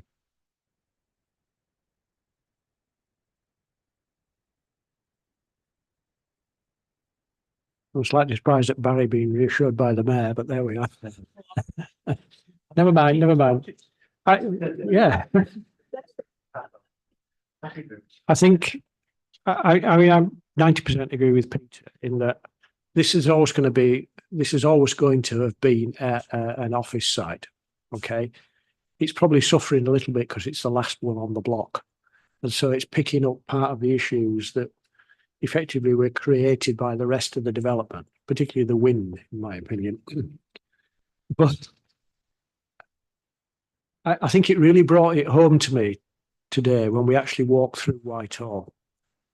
And I remember the artist's impression about what that was going to look like. And at the time, you know, as you know, we always think about artist's impression, we always take it with a pinch of salt. But actually, I could see that being a place where there were cafes, there are bars, etc., etc. There'd be life for all those people who are living over and above. And the access, in effect, from this side of the city is up this path. So anybody who lives or might live on the other side of Whitehall Road is going to need to use this path to get up there. And I have to say, I don't feel that the path is that safe. I'm not convinced it's safe. Now, I know it's coloured green, but most of this space adjacent to it's car park. And I'm assuming it's at this peculiar diagonal angle because there's a white square there, which presumably can't be developed. But I really am having difficulties. It must be the day today with this one because I cannot see this as a safe route. It's got the railway at one side. It's got a car park which might be overlooked by some of the offices or some of the residential development. Okay, it'll have lights, but there's nothing on Whitehall Road which will allow you to see through. And with the best will in the world, I'm sure Jim can look through a screen with the best of us, but I get the feeling that if you were on the top of the bus going along Whitehall Road, you wouldn't be able to see very well through the screen.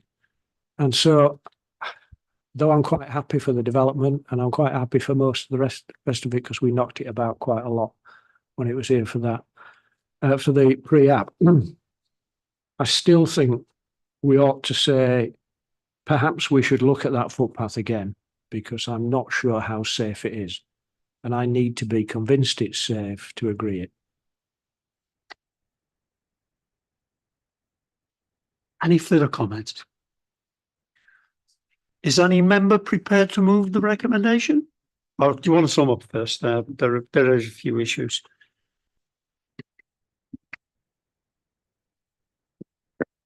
Okay, I think most members are supportive with clearly the principle, the overall design of the building, the sustainability credentials. There's been some discussion about the bi-directional footpath and the route for the public on the adopted footpath, and hopefully we've clarified that that's a separate scheme by funded by WICA, by Active Travel England, and that'll be on the adopted highway. The main concern seems to be around the footpath on the private land within the site behind the screen, and how safe that area will be in terms of natural surveillance and visibility of users. There's been a suggestion that that's left to officers to provide the extra information to be agreed with the chair. There's also been a suggestion that actually that's still an issue that isn't resolved satisfactorily to leave it to delegated authority. I think it's for members to make a decision. The screens will be 50% porous. There are examples not too far away from this site, and we can show those. We have something on the screen which members can have a look at, but it wasn't designed to actually show the visibility through. It's just designed to indicate how screens could be sculptural and artistic in their visual impact. But you will be able to see through these screens. The lighting, CCTV, etc., will be closely looked at, and the details will be controlled. And the West Yorkshire Police have looked at this, and in effect are supportive, subject to looking at those detailed issues. So really, that's a summary of the discussions. It is for members to decide whether the officer's recommendation is supported or not, subject to us looking at that detailed issue. And it is a detailed issue, I suggest, of how we can ensure that that footpath arrangement, notwithstanding that we have to live with the wind mitigation and the railway viaduct is there, how that area can be treated so it's as safe and as well lit as possible. Thank you. Just, did you want to come in, Kaylee? I saw your hand up earlier. So before we go to the vote. Yeah, thanks. Yeah, I think it really needs to come back because it's not just me that's bothered by it. Just me. Is it just me? No. Okay.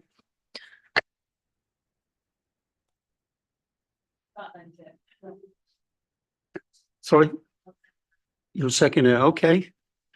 All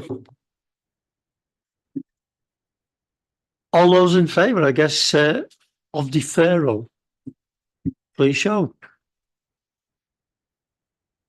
Well, that looks fairly conclusive, but those against, just for the records, abstentions? I'll put the rest of you down as abstentions. Thank you. So it will be deferred for further information on the issues raised by members.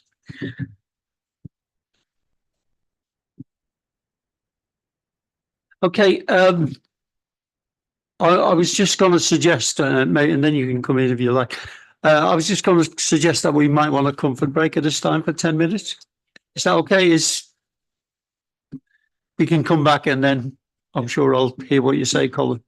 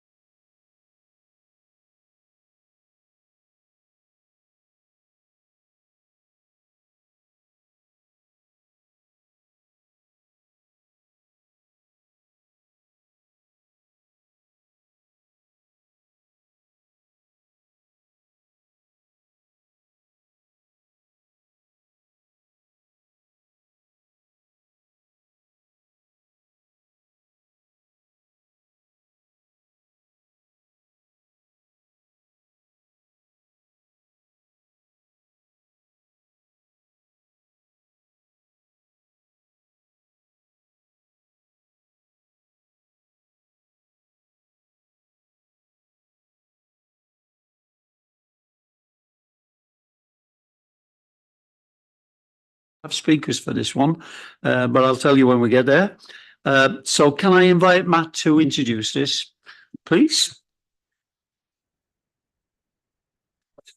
I was simply going to say that considering we deferred the other item, I think it would be helpful to members and to Daljit for him to articulate what he thinks he's going to have a discussion with the developer about, and then say whether we necessarily agree with that.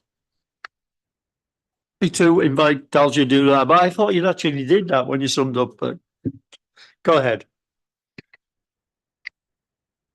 I'm happy to do it again.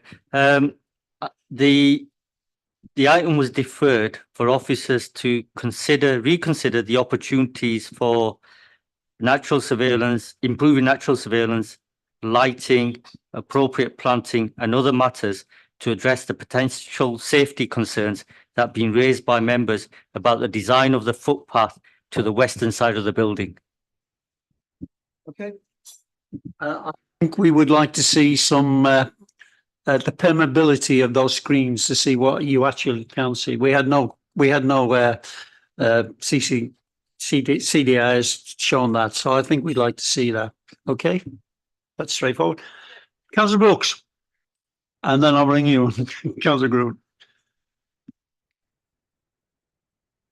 Councillor Anderson also mentioned about the police having sight of it, like a specialist within the police having sight of it, which I agree with. Daljit on that one? We have already consulted with the police architectural liaison officer, but with any redesign, we'll do that again before we bring it back.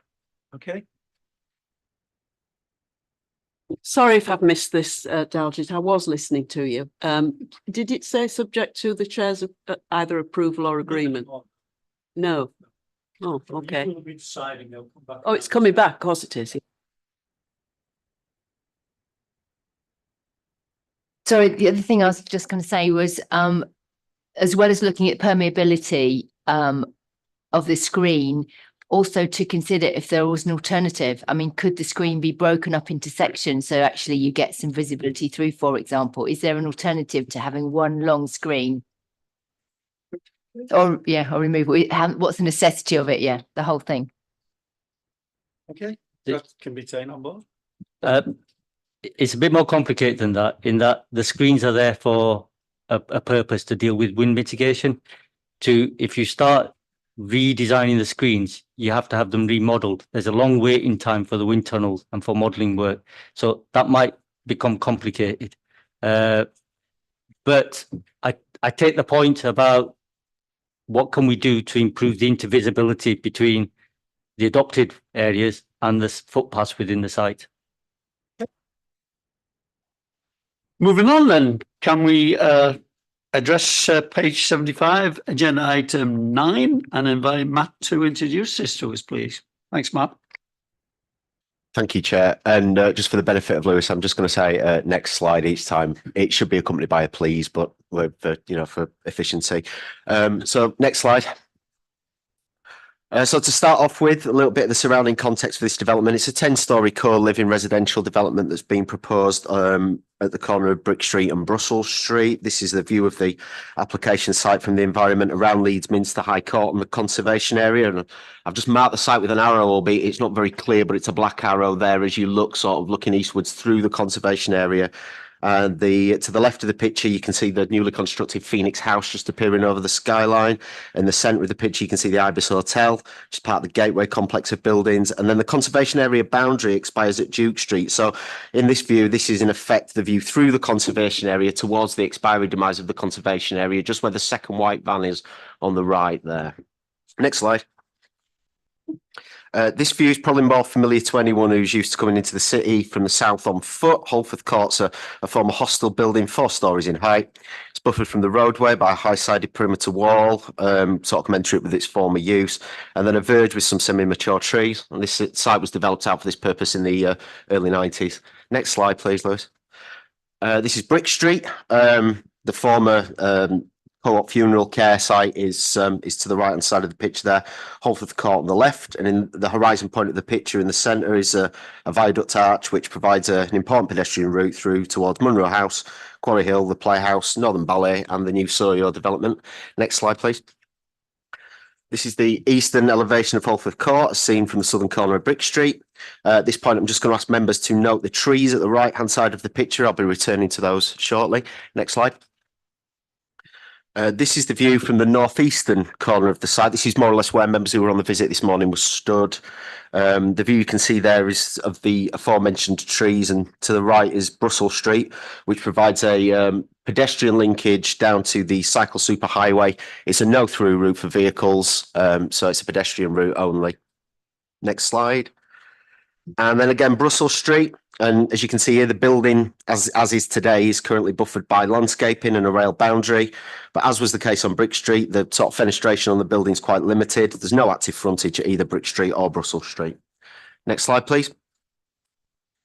This is a view looking east along Brussels Street from the pedestrian environment of Duke Street and the cycleway that I just mentioned.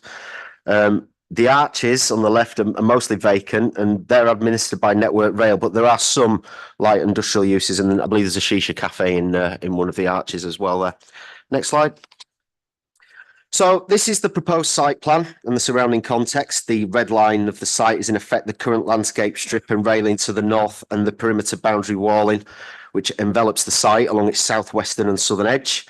That in effect separates out the semi-mature trees which buffer the site from the big highway environment which runs along Duke Street that you can see sort of to the left-hand side of the picture, and Marsh Lane which runs sort of diagonal to the right. Next slide, please. This is the proposed ground floor and the surrounding public realm. So recalling that lack of active frontage, the design ethos here is to basically activate as much of Brick Street and Brussels Street as is possible, and to turn the back of house function areas that are going to be required actually into the site itself. So the aim here is that the public get the benefit of the visual activity, and we actually create a place here rather than a street. The one thing I'd say about Brick Street is there's a lot of bricks, but there's not much street at the moment. So that the aim there, there's no real sense of place along Brick Street. It's quite an anonymous route, yet with the sort of emerging residential and cultural environment at Quarry Hill, the street's about to become the main north-south pedestrian link route. So this needed addressing in the proposed design. So the applicants worked with us on this. So the eastern elevation, all the supporting communal functions will look out over Brick Street. And the key here is the retention of those two mature trees at the top corner of the site there, to give the building entrance, which will be to the splayed corner that you see that looks out at the junction of Brussels Street and Brick Street, to help give that a proper setting with and retaining the high amenity value of those two trees.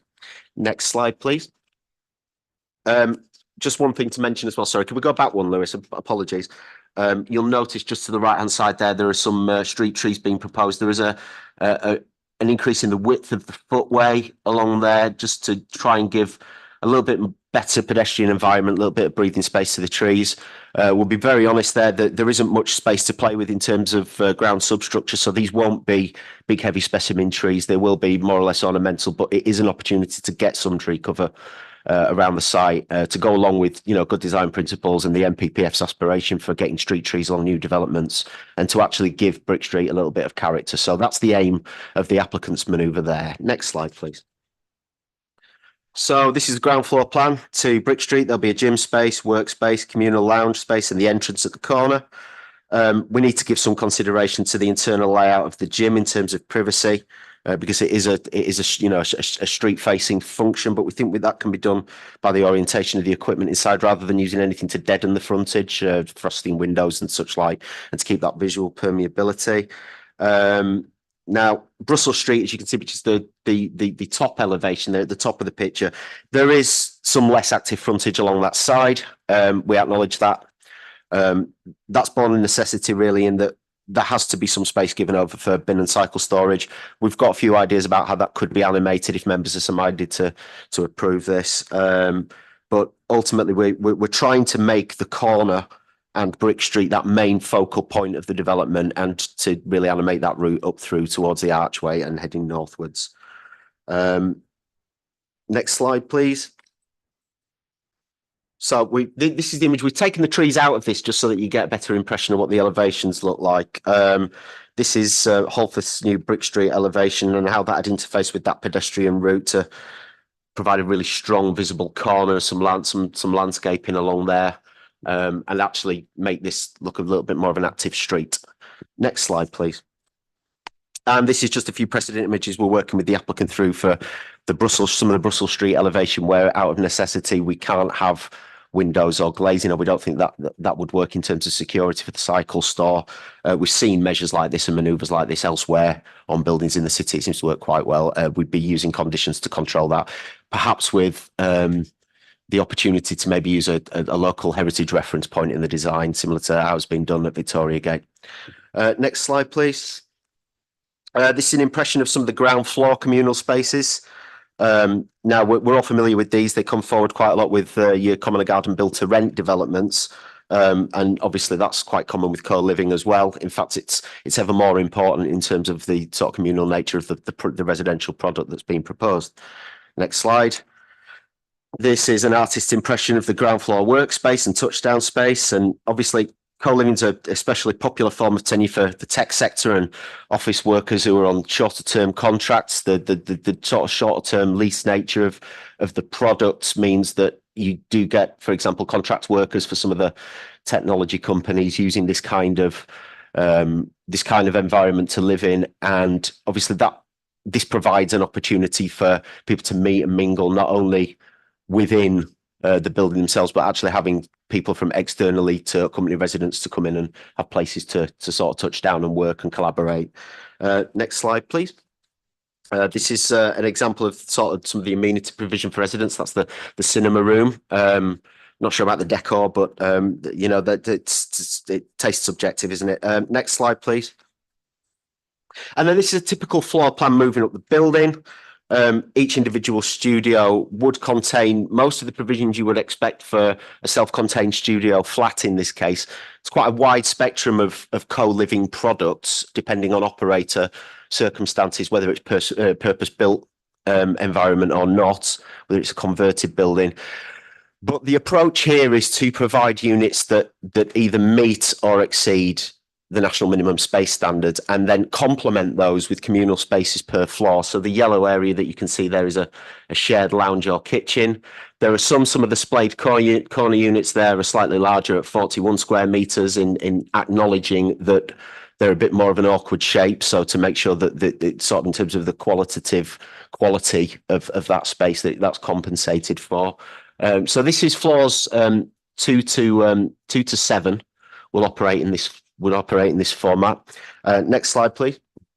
And this is just to give you an idea of the internal space of a studio, concentrating the sort of more private spaces to the interior of the building, spaces that would generally be more reliant on electric lighting, and then concentrating, as is commonly the approach that we aim for, areas where your amenity space within there, your circulation space, your living space in inverted commas, gets more of the natural light towards the windows and the external facades of the building. Next slide, please. Just an idea of the bedroom space and the basic cooking facilities that would be provided in each unit. Next slide, please. And then this is an example of the communal kitchen by floor at floors 2 to 7. So it'll contain, space to mingle, cooking facilities.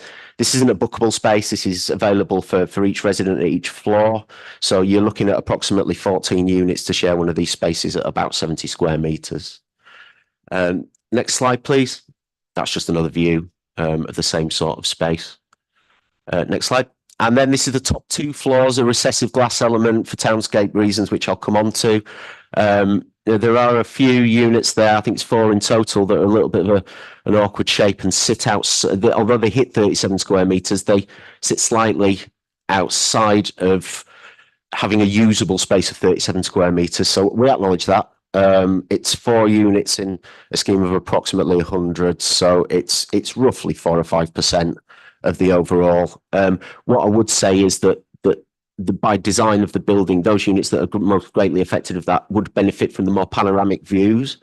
So where you lose in some amenity terms in one respect, there'd be a little bit coming back in another. And obviously, your renter's choice would come into that sort of process. But ultimately, we think in the round, complemented by the additional space that these units have got in terms of communal areas, we think that's acceptable in its minority state. Next slide, please.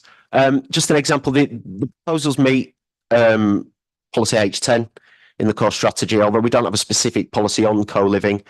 The adopted guidance note from Development Plans Panel suggests that we should be following our housing policies in that regard. So we've attained a layout and a setup that meets H10 in the same way as a standard residential product would. Next slide. And then I'm going to whiz through these because these are the elevations, but probably better illustrated in the CGIs that follow. So this is the northeast elevation. Next slide. The northwest elevation. Southwest elevation, which is basically where the tree belt is around Duke Street as you look across from the Minster across the highway network. Next slide, please. And then that's the southeast elevation, which is effectively Brick Street. Next slide. This gives you some indication of how the setback at roof level would work. So there'd be a modest setback just to indent the top two tiers of the two levels of the building. We don't want these buildings looking flat. This building in itself has got quite an angled form, given that it respects the shape of response to the shape and character of the site. But we'll be looking for at least a brick setback on those windows there. And then where there are larger window openings to the corners, we'd be wanting a greater reveal. The applicant signed up to that. We'd be controlling that in detail through the conditions, but that expectation would be there early doors. We think this building needs a great deal of three-dimensionality to achieve the quality that we're looking for. Next slide, please. This is a view from the public realm and cycleway. You can see Phoenix House in its much taller form to the right-hand side. The railway viaduct sits to the left. Next slide, please. This is it from Brussels Street. Again, I've asked for the trees just to be taken out just so that the elevation's not fettered and you get the idea of that view back down towards the Minster and the Minster Gardens that sit opposite. Next slide. Okay, so what I've tried to do here is I appreciate that only the birds would appreciate this sort of townscape analysis, but the red area is the area that's more or less designated within our tall building strategy as being an area where we'll look at the possibility of having taller buildings subject to other detailed planning considerations. The green area is a really calm area that respects the setting of the Minster. In fact, I would say it is the setting of the Minster in terms of it more or less follows the line and the demise of the conservation area. Things are of a much lower rise there. It's very calm. We're talking about the blue area, and we're talking about the principles of how to develop this blue area. And we consider that this is it's almost a transitional area. It's not a place that's suitable for a tall building, hence looking to cap the height of this building where, we would, as you can see with the size and scale of Phoenix House that sits opposite, we think that having a building of that sort of scale within this blue area would come in. We would be in an argument about the setting of the Minster there, we think, whereas we don't consider that to be the case with a 10-storey building in the format that were proposed. This is also about what our tall buildings SPD talks about in terms of ensuring that Quarry Hill as a gateway location remains legible in longer views. So I'm going to show you a few views in a moment about how this building relates in its height and its massing. But essentially, we consider that white line there almost to be a line of restraint. Behind that, to the east and the southeast, that's where your taller character is. And then your taller character then comes back and prevails at Quarry Hill, where the sort of greeny beige line is. And then we step down in overall height to respect the existing sort of grain and character of buildings and height of buildings around Munro House, which has an approved extension, the Northern Ballet, which then grades back up again towards Quarry Hill, but also with respect to that green area that you see there and making sure that remains open and calm and not over-dominated by buildings. There's a great deal of highway infrastructure that sits between the Minster Gardens and the development site. So we think there are townscape structures in effect that help us sort of work out where things should go in terms of height and massing. And we think this helps us in terms of setting and ensuring that we're not harmfully interrupting or even affecting the setting of the Minster in this location. Next slide, please. Now, this is another reason. This is to illustrate the importance of what we were saying about that gateway location of Quarry Hill. Whether you like, we're not just talking about Quarry House here. I will emphasise that we're talking about Quarry Hill as an entity. This is from the apex of the highest point on Crown Point Bridge. So after this, you're starting to descend downwards towards the application site. But here you can see that Quarry Hill and everything that pops out from behind it retained its. There is visual permeability. You can still see Quarry House. You can see the buildings that are emerging behind there. There's another development to go in at St Cecilia Street, the affordable housing development that will go in there, and that recessive element of the top two floors there is a deliberate architectural device to try and keep the brick form of that building as low as possible, still achieving that critical mass to make this site viable for development. But it's not a tall building that interrupts that view. So that's why we're developing at the sort of, or the developer is looking to develop at the floor plate and the heights that are being proposed, and that's why the building is in part designed for this reason. Next slide, please. This is just to reflect that I was talking about the townscape and to reflect how the height of the building relates to those that are sort of close to and bordering the railway viaducts. You can see how that relates to the height of the Northern Ballet. The building that's in the centre of there as well. And then we would expect obviously heights to then grade up at Quarry Hill by virtue of topography as well as approved building heights there. Next slide, please. This is the view back into town.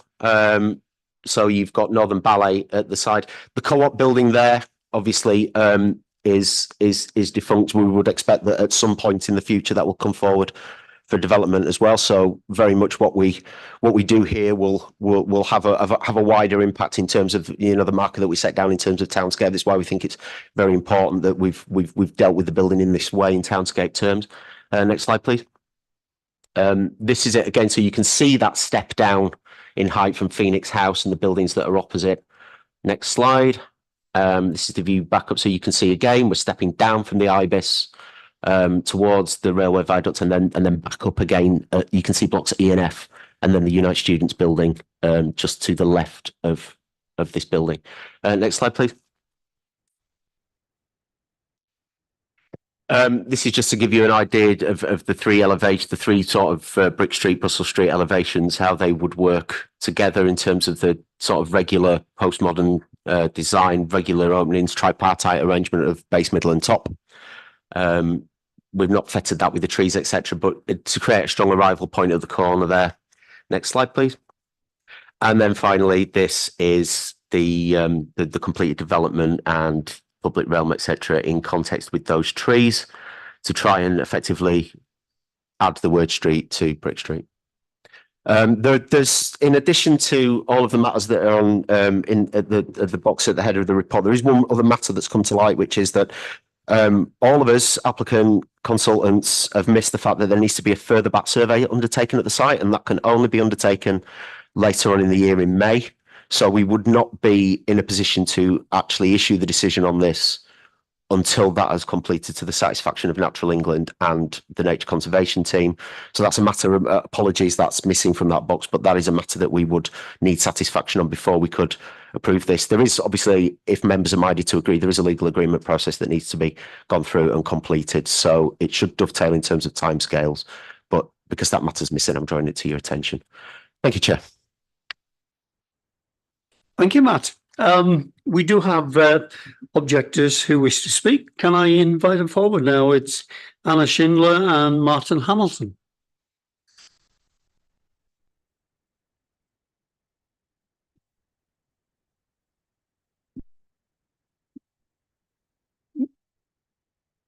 Good afternoon, Martin and Anna. You have 4 minutes to speak, and I understand you might jump around a little bit, 2 minutes each. I'll leave that entirely up to you. Lewis will monitor time and give you a warning when your time's running out. So when you're ready, please begin. Afternoon, everyone. We don't often come to the panel as a trust, although we comment on lots of applications, but I think the last time was 3 or 4 years ago on First Whitecloth Hall, actually, when we supported that scheme. But we have come today because we feel that this particular location, this particular building is pivotal to this area and really sets a precedent. And so we wanted to make a few remarks along those lines. So I'm going to say a few general remarks, then Anna's going to home in on some specific concerns that we have. So as I say, it is an area in transition. It's not an area that will always be dominated by highways. At the moment you have to cross, I think, 22 lanes of traffic to go from Saxton Gardens to the Palace pub, by which time you definitely do need a drink. That won't always be the case. We've already seen City Square closed through traffic, which means there's fewer vehicles coming through the loop. Council have done some studies on the amount of highways land required in that area. That could well reduce. And we've also been doing some work at the Trust, looking at the east side, looking at how that area could be greened, how we could plant more trees, how we could reveal the beck, for example.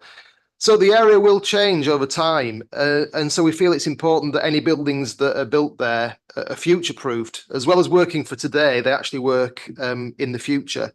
And so our concern, as I say, is that this particular building sets a precedent for what might happen in the future. And it needs to be a building that we can be proud of, that is well designed, that is orientated in the right way, that has the right materials, and that doesn't act as a barrier between the areas further over, Bermondsofts, Richmond Hill and the city centre.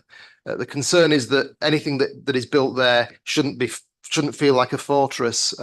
So those are some general remarks I wanted to make about this location and this site. But Anna's got some specific concerns that she'll outline about the building and the proposal in particular. Thanks. Thanks, Martin. So yeah, I'll run you through some specific points. So first, we feel the building should be an active and engaging frontage. Although there's been a slight improvement on earlier drawings, the building still lacks an active frontage, and we consider the building still has poor elevational treatment and building form, as was the officer view of early drawings of the scheme.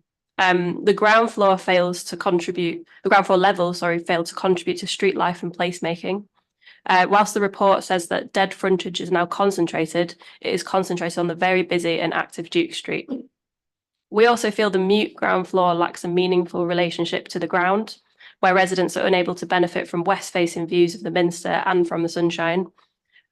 We feel that landscaping is also insufficient and the architectural form is uninteresting. And we would suggest improvements could include cascading terraces or balconies facing the city centre. The second point is about the scheme's impact on the conservation area. The failure of the scheme to respect the character and appearance of the area is also insufficiently addressed, given its proximity to the Grade 1 listed building of Leeds Minster and its position in a conservation area. We know that the report argues that there is sufficient distance between this building and the listed Leeds Minster. However, the building will have an impact, and we would argue that the quality of the building needs, at the very least, to be higher to compensate for this impact. And the final point to mention is sort of, as indicated earlier by Martin, the building risks acting as a block on wider redevelopment. We surely would not have built the Gateway scheme as it is today, for example, which is a scheme that looks in on itself. So all new buildings in this, should aspire to be outward facing. So just to summarise, this is a key gateway site which deserves an exemplar building that acknowledges that this is an area which is likely to change significantly over the next few years. And this building should really embrace those changes. So we ask the panel to support our view, at the very least, that further work is needed to improve this building. Thank you very much.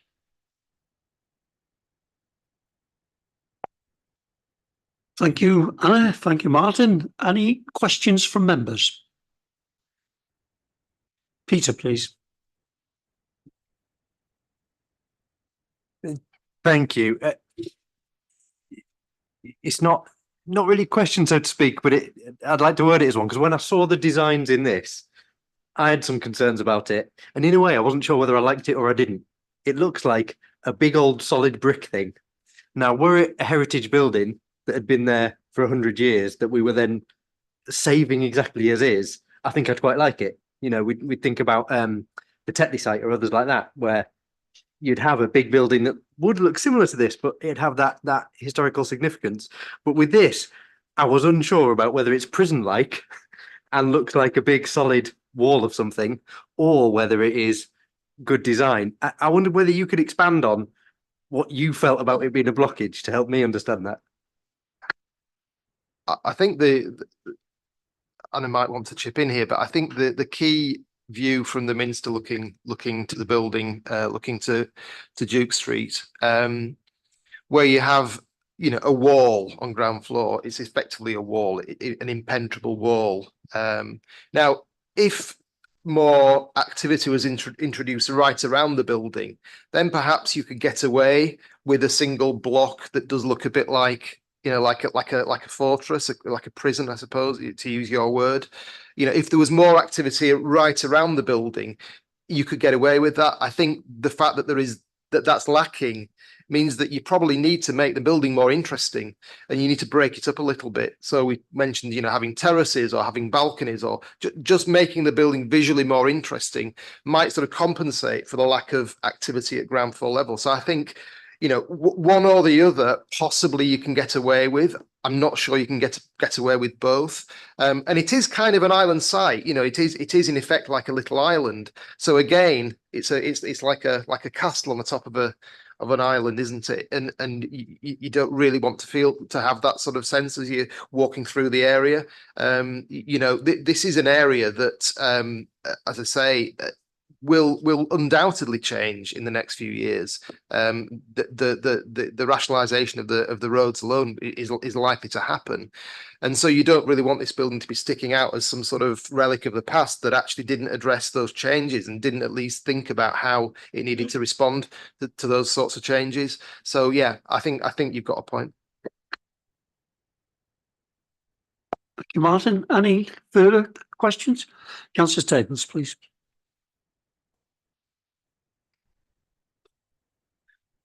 Just picking up on your point about balconies, I know that you said that you've made the point that obviously there's going to be changes in that area coming forward, but you also said that currently, you mentioned, I think it's 27 lanes of traffic that you've got to cross over at some point near there. And I'm just thinking, I don't think I'd want to live I don't think I'd want balconies in that kind of area where there's a lot of both noise and air pollution at the moment. I don't know what you think about that.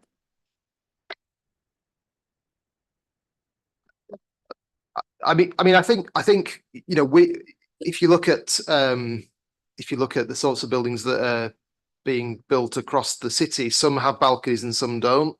And I think the argument is often around noise and pollution. You know, you don't want the balconies because it'll be noisy.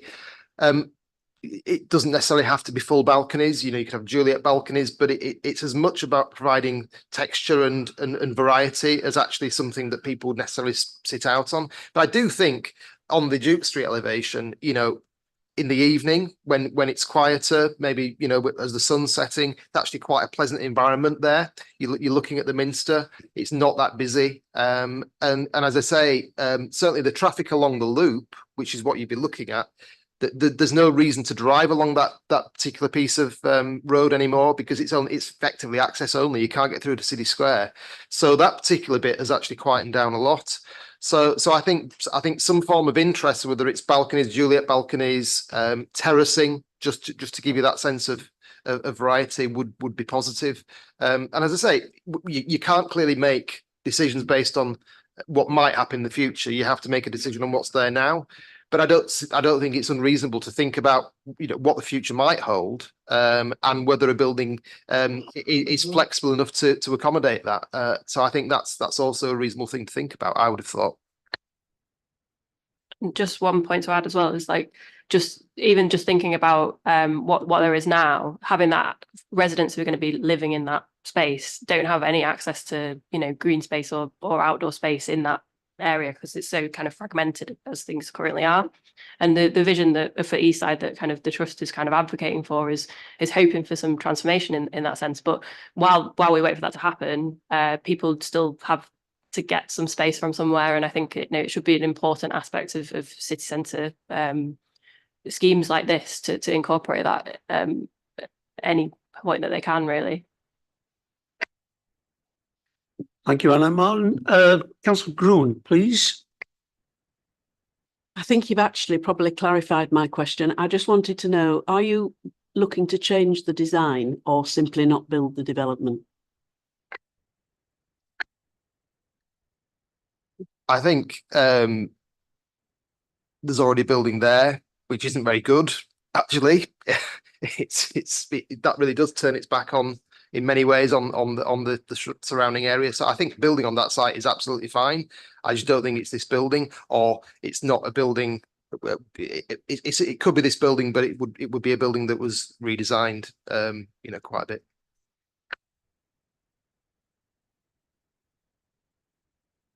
Khan, please.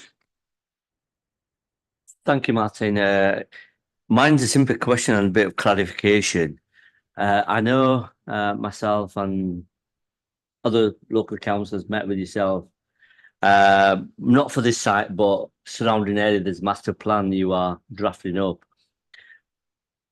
Will it affect this site with your master plan, or is it out of your master plan site? So yeah, Holford Court is within the remit of the East Side Vision, and what we'd kind of been doing, working with various groups of stakeholders and members of the community to reimagine this space, and think about what you could do with that if we were to reclaim some of that highway land. Holford Court is sort of situated directly on that site, and we kind of envisioned for that to be reflective of those themes, so that the vision is representing, and that's about housing that faces onto what could be this new civic space for people who live in that site to use. So it's really important for the principles of that vision for this development to sort of reflect that. Yeah. I mean, I think that's right. So definitely a building. It's fine for a building to go on this site. Not a problem at all with that. We don't have a problem with, and in fact, our ideas for this area include, some additional building potentially on the area that's currently occupied by all the road space. So that we're not against building, not at all. But I think this building would, if this vision was implemented, look out on green space, on a bigger area of green space, with the road going round the other side. Even if that doesn't happen, as I say, I think there's still it's still important that we have a building of high quality that has a sense of activity all the way around. We just don't feel that this building is it. Thank you. Any further questions or comments from members? If not, then can I thank Martin and Annette and invite the developers come forward. I think Andrew Windross dresses here, so he'll.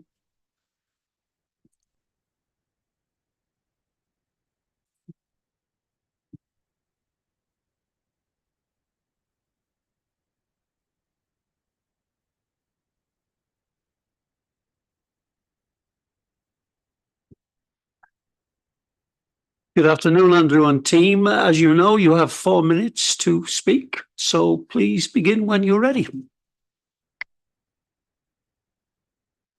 Thank you, Chair. Yes, I'm Andrew Windross, planning consultant, joined on my left by Tara Javid, the applicant. Beyond Tariff is Nick Watson, the architect, and on my right is Catherine Rose, who was the operator of the co-living that we're discussing today. I'll just briefly pick on a few bits, and then I'll hand over to Catherine to more so talk about the co-living concept, because I think that's something that members are interested in as well. Don't want to go into the design too much, because in the presentation that we've already heard and in the reports, that's been sort of robustly discussed and justified, and is the benefit of 2 years of work with officers discussing that design, where it's been confirmed there is no impact on the heritage assets and that this is a design that is supportive. We are supportive of the aspirations of the Civic Trust, but clearly there's no scheme there, there's no planning policy there that requires the removal of those highways and the changes in those highways. This engages as much as possible as it can with those highways. It strongly enlivens onto Brick Street, and then as much as possible has been touched on onto Brussels Street. So I'll hand over now to Catherine, but we're happy to sort of discuss the design comments, the activity, and what we've talked about with Matt with regard to any further enlivening along Brussels Street. Thank you, Andrew, and thank you, Chair, and pleasure to be here this afternoon. So Verve Life are one of the largest operator of co-living assets in the UK. We have nearly 1,700 units under management across a number of schemes, mainly in London, as you'd expect, because it's new entrant to the market. We are also consulting on a number of other schemes across the country, which totals 11, and that's about 2,500 units at early stages as we are here today. We get involved very early. So I personally fed into the design of this stage and very closely looked at the resident journey, the way the building is going to be enlivened and engaged, the amenity offering, and how we think this building is going to be activated. There are challenges in terms of the street frontage, but where you've got bins and bike stores that need to be at ground floor level, you can't have every aspect that can be engaging in terms of that active frontage. The resident engagement is hugely strong in everything we do within our co-living schemes. So from residents' engagements to events to how we activate that amenity space really brings these buildings together. And that's where we've brought our expertise into the development and design of this scheme.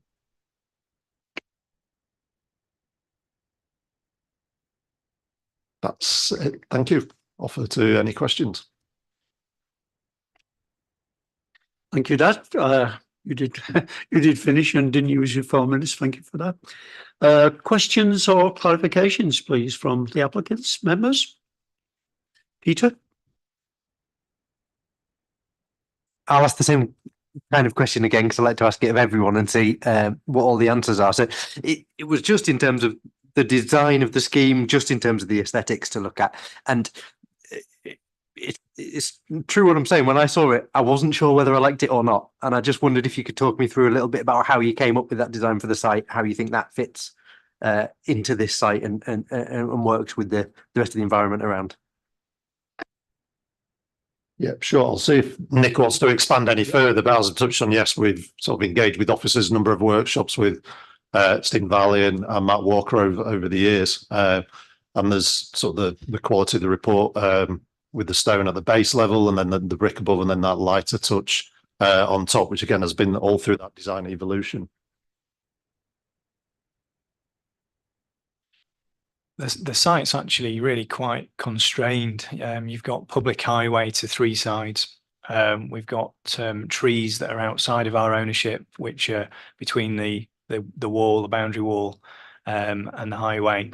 And then we've got 2 fairly mature trees that we're trying to retain. So actually, the building form has been informed by the constraints, which gives you what's a fairly unusual shaped building. It's almost triangular in footprint. And it's also informed by its ability to work efficiently around a single core with 2 stairs. So that gives us essentially our basic shape, and then the rooms or the apartments sit around that. In terms of how the building's set out, it's a very straightforward top, middle, and bottom type arrangement. We've got the base, which is obviously a natural stone, which is tying into the minster, and then you've got the brickwork again, a great material. It stands the test of time, generally improves with age, ties into the archways behind and the materiality of the railway, and then you come to the top, and we've got 2 floors of like a reflective glass, which helps the building disappear into the skyline. Obviously, we've got quite a lot of part of the design. We've got the detailed brickwork displays.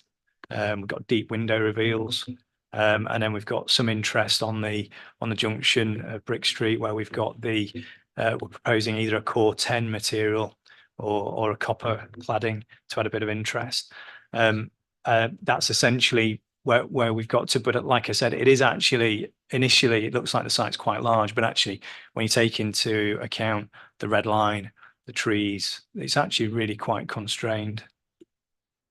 Thank you. You? Any? Sorry, I carry on, please. I beg your pardon.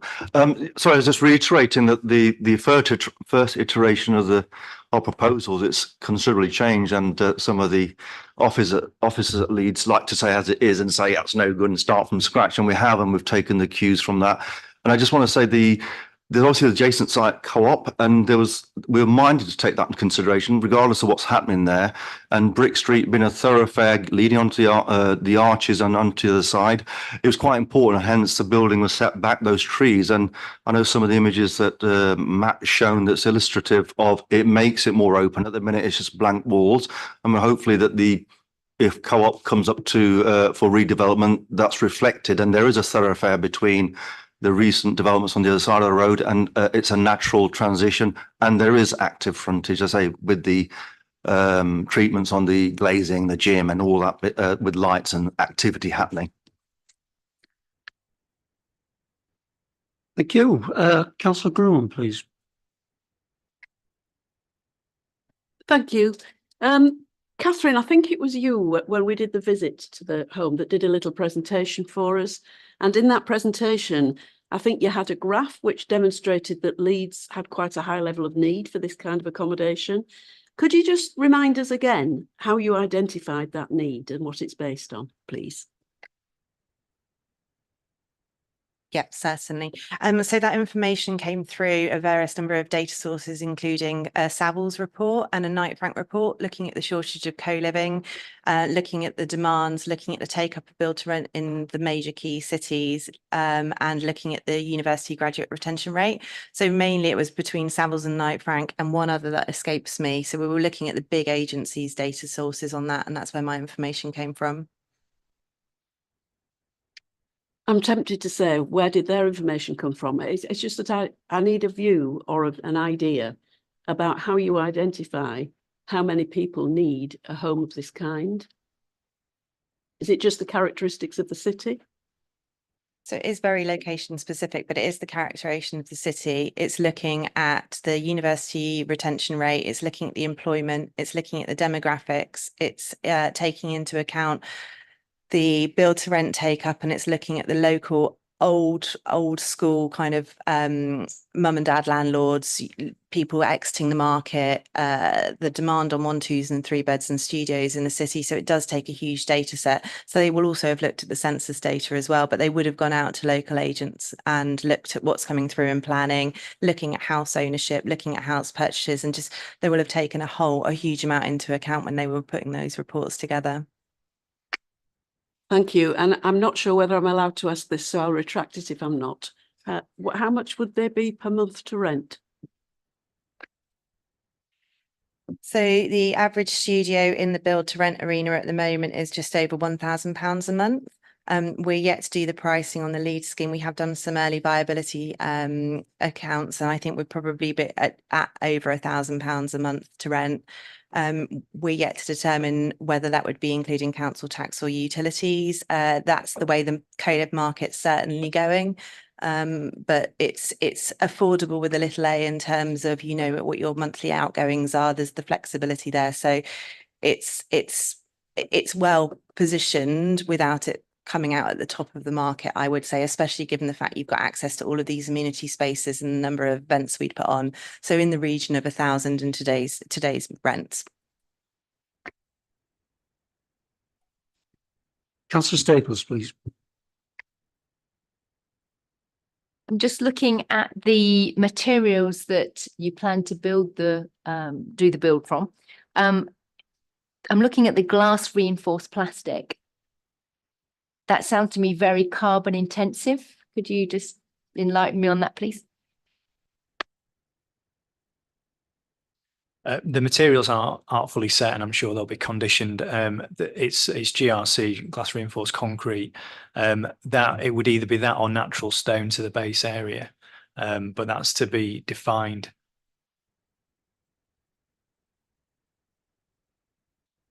If I can just clarify on the rental on what we've done some further work since perhaps Catherine was looking into this with regard to the values, and the comparables are currently coming out for these size of studios at about £180 a week. So that's just a bit down on the figure that Catherine was quoting. So we're more at the sort of 700 to 800 per calendar month. That's inclusive of all bills, council tax, the water rates and everything else, broadband, etc. Staples, did you want to come back? Are you okay?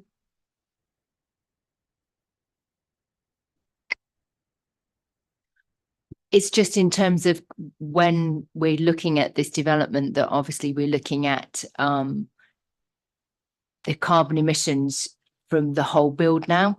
And I just presume that's something that I'm directing this at you, Matt, actually. Is this something that we're looking at in terms of the materials and how carbon intensive they are?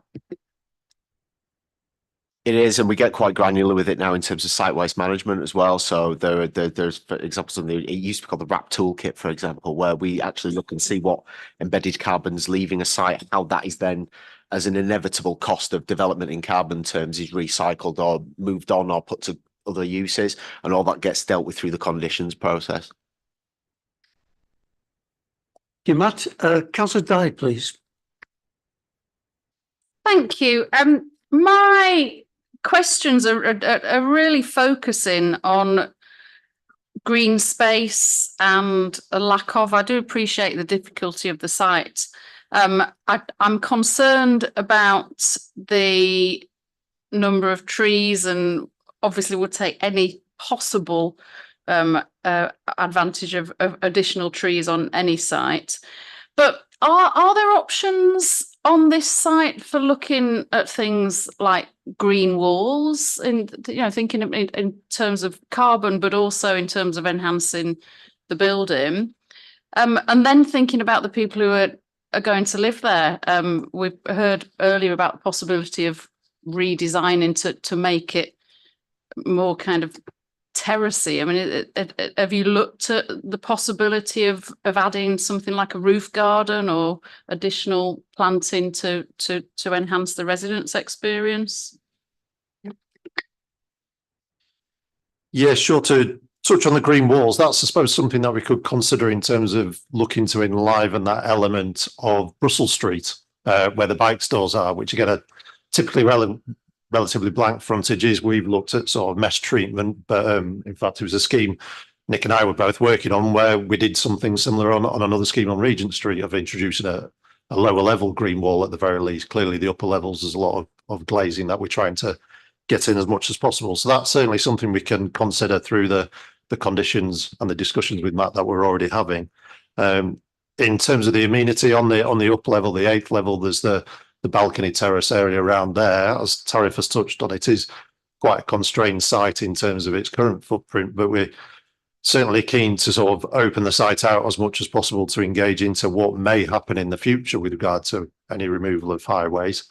And that the sort of tree introduction is really at the maximum possible, but there is that additional contribution, which again, if some of those works happen in the surrounding area, and I'm thinking the Minster Gardens, whether there's tree planting would take place there, or that money could go toward there. So that's what's been sort of put together in the package, but it being a relatively constrained site as well. So we're trying to do as much as we can with it. Thank you.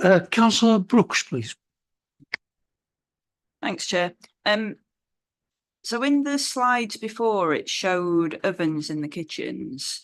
Will there be ovens in all of the kitchen units? In all of the units?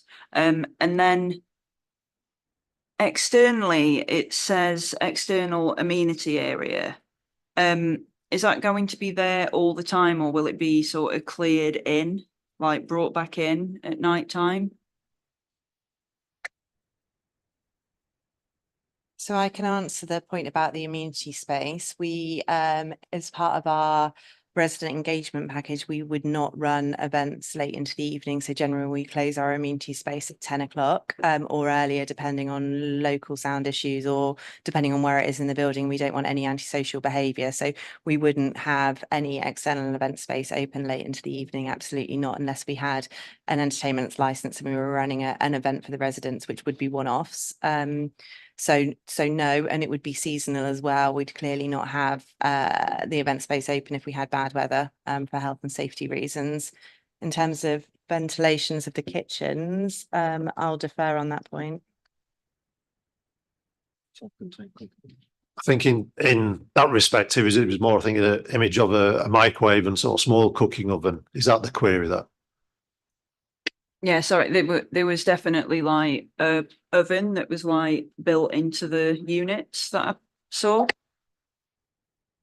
Oh, sorry, what in terms of the individual apartments? Yes, yeah, so there are small kitchenette cooking facilities within the individual apartments. And does that include proper ovens? Right. Yeah. Thank you. Any more questions? Councillor Campbell. I suppose the obvious question is, have you brought any sample panels of material? And the answer to that presumably is no. You will appreciate that potentially this is a sensitive location, and judging by the pictures, it's very difficult for me to get an idea of, I suppose, quite what the building will look like, because there is the reference to red brick, but as we know, there are several hundred types of red brick, and then the copper bars, for want of a better word. And again, as we know, these come in various shades. And I think one of the criteria that we have to take into account is if you look out from the current building towards the Minster, if you screw up your imagination and assume there weren't any cars there, actually it's quite a nice wide green area. And the same is true looking in the other direction. So I think I need to be able to feel confident in my mind that the materials and the design complement that greater area. And at the moment, because I can't really get a handle on the materials, I'm not sure where we are.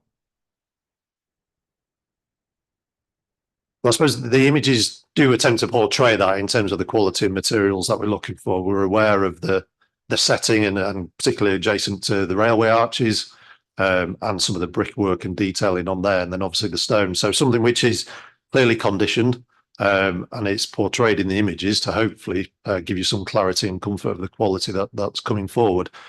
The full sample panel, of course, will be built and examined by officers in due course.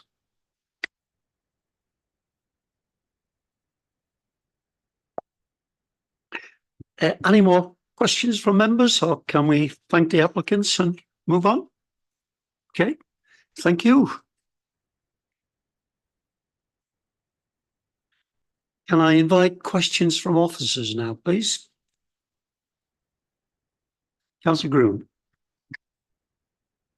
In the presentation, there was a CGI of the interior of one of the units, one of the individual accommodation studios is the word I'm looking for. Could I have another look at that?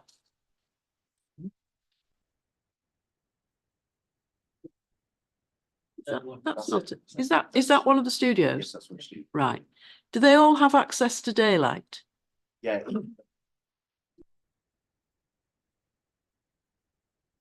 Sorry, was that a yes? Oh, sorry. So just excluding the top two floors where the configuration is slightly different because of the amount of glazing, the majority, each unit has one large window and one smaller window straight into, so you'll see to the right hand of the image there, into the areas that are more commonly used for general living. And then, as you can see, more or less screened off by virtue of the design of the kitchen. Areas where you would be wanting a lower level of light, less natural light, i.e. bedrooms, etc., are centred inbound, so that your primary living space is getting the advantage of the natural light.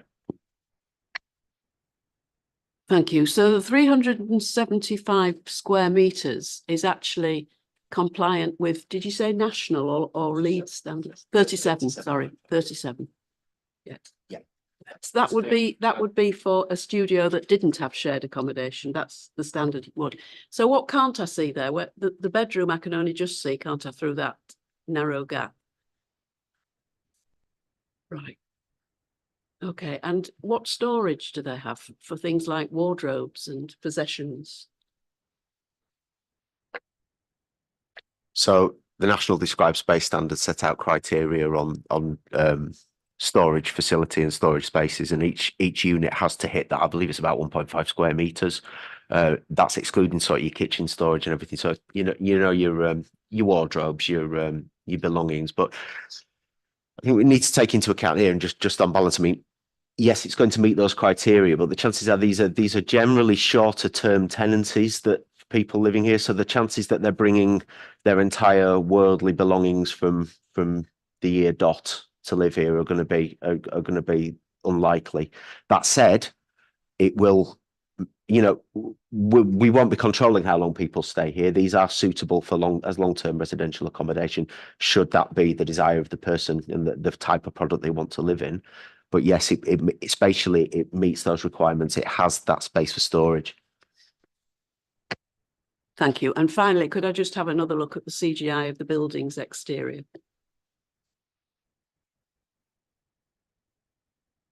Yeah.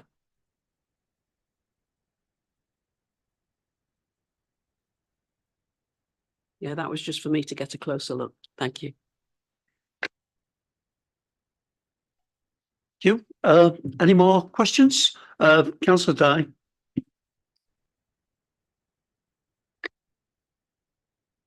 Hey, can I just ask one about parking restrictions? When we did a site visit, it was mostly double yellow lines, if I remember rightly, around those two streets. Is the plan for that to remain? Yes, I mean, actually it's no loading around there, but there was parking which was not on currently adopted highway, which we can't control because that was sort of related to the previous use. So it was in private land, but the actual loading bay and streets will remain as no parking. There's a loading bay, obviously there's the turning head, which is for turning, and then there's a loading bay on Brick Street, I think. Thank you. Peter, please.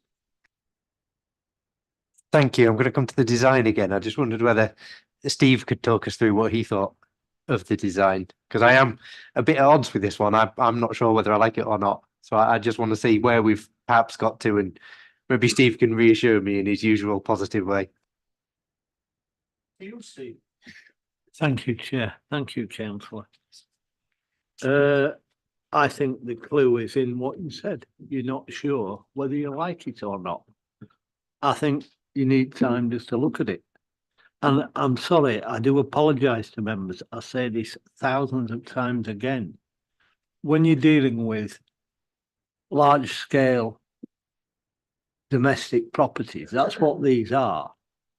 You end up with that form. I think they've done very well to handle what is a damn difficult site. Can he's ended up, I mean, about the worst thing at college was when they oh, well, we're all going to do a triangular building. No, thank you. You always end up with wasted corners and space. You always end up with difficulty fitting rooms in. I think they've done a decent job in the building, and it's more late modernist, really. It is modernist, but it's late modernist. Very simple and clear, with a base, middle and top. And there's not much more I understand members. It's concerns. It's like, oh no. But you can't have excitement every time. Some calm helps. Calm helps. And this is a simple, clear, calm building that does the job. It's, I'd support it. Thank you. Sorry if it sounds boring. Thank you, Stephen. Always interesting to hear your comments. Are you okay with that, Peter? Do you want to come back? Okay. All right, then, Councillor Khan. Thank you, Chair. Just to follow on from Councillor Carlisle, Matt, I know we are building quite a bit. I mean, I do like the design. Have we explored any balconies? Why wasn't that explored? And because you are saying this is in a situation where People want to look out the windows. With the ministers there as well. These ministers there, and there's other icon space places where people want to have a view and have a cup of tea. Why wasn't balconies explored from this project? Thank you. I mean, the first thing I would say is, and with regard to, I'll come back to that. With regard to the Civics Trust's vision document, I mean, it's a very good document and it's a highly aspirational document. But as you know, and as has been talked about, we have to respond to the situation as it stands at the moment. Now, this is a complicated site, not just in terms of its shape, but in terms of the infrastructure that runs around it. A noise report has been done, and it's going to be very, very difficult, but not impossible, to sound insulate this building to ensure that the transportation noise from the roads, the railway, the surrounding infrastructure are acceptable. It's going to have to be artificially ventilated. These are the facts to develop this site for residential use, unless you're going to come forward with an office use where the noise doesn't really matter through the day, etc. Now, we do acknowledge the point that's been made previously that this area does get quieter at night, but the trains do run, and they run late all through the night through that, and it's the main east-west line, as we know. Balconies are a great idea where you can provide them. I would be concerned in this location about the amount of sound bleed that you would get in each residential unit. That would be immediately facing your, in order to even Juliet balconies, you would be needing to provide a sense of enclosure to those windows. And what is the likelihood of somebody really wanting to step out there onto 5-6 lanes of highway as it stands today?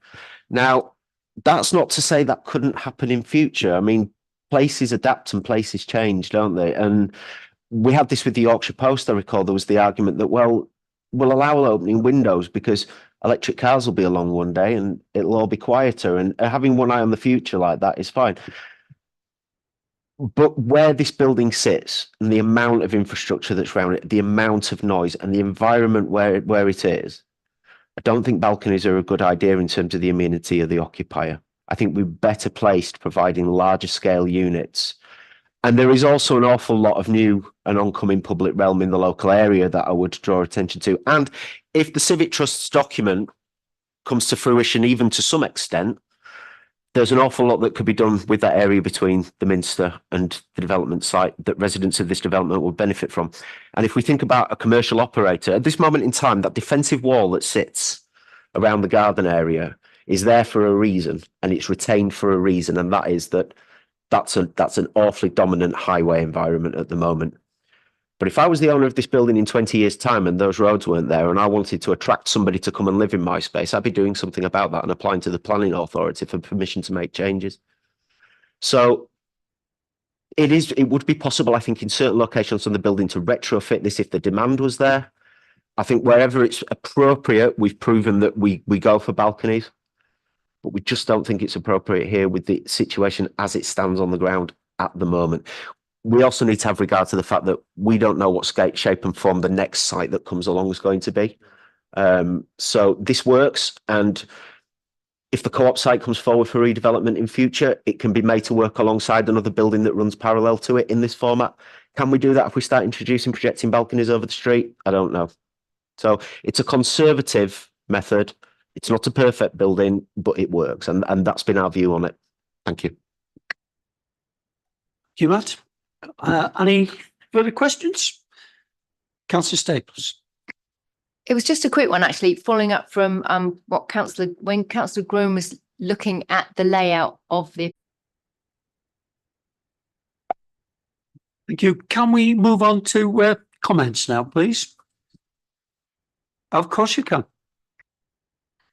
Sorry, it is a quick one, and it's possibly something I can't find. That it said earlier on in the report something about a possible connection to district heating will be controlled by condition, and I can't find it in the draft conditions. Am I just not looking? You'll have to forgive me. I don't have the number of the conditions committed to memory, but it will be in there. Bear with me for a second. There are usually two conditions. There we go. The updated sustainability statement. Conditions 7 and 8 secure that. So they have to come back in with a sustainability strategy and the final details of it. Ultimately, what we're looking at here is a building in theory. So the next stage of detailed design will then work out the finer detail of that, and they will have to prove that they meet the EN policies in the core strategy through that process and through consultation with the climate change officer. And that's where the detail comes in about which taps you're using, you know, what's the heat source, how many heat pumps do you need, where are the PVs going. So at the moment, the applicant is in dialogue with Leeds Pipes about getting a connection put through. Ultimately, all the policy requires is that connection space is reserved. They've got quite a large plant room at ground floor. The approach at the moment is to use district heating, but they are within their rights, within the envelope of that policy, to perhaps use air source heat pumps, etc. The intention at the moment is district heating. Thank you. Yeah, sorry, Chair. It's just a quick one. So I get the feeling that panel are minded to approve this, and I just wanted to quickly check that if it is approved, and then the developers come back and say blah blah viability blah blah, we have to cram in more units and reduce the 37-metre square size. What happens then?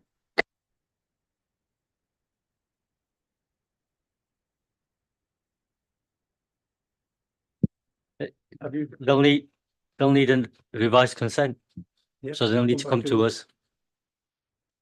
So it'll come back to panel, not to officers. If it should happen, yes.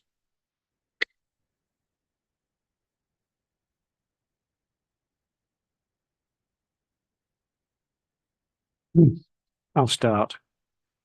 I've learnt a new term today, late modest. And I must try and slip that into a conversation somewhere. Right. Right. Right. Can we just talk about design and internal space? Most of these units meet the 37 square meters. 4 of them don't. And I know I was told on site that's only 4, so it doesn't really matter. Actually, I think it does matter. You know, I constantly mention space. I also think that a number of the designs within the main part of the structure are a bit contrived. And there's a significant amount of corridor and not a lot of living space. And whilst I appreciate that this is a complex site, it's a funny shaped site, I give you that.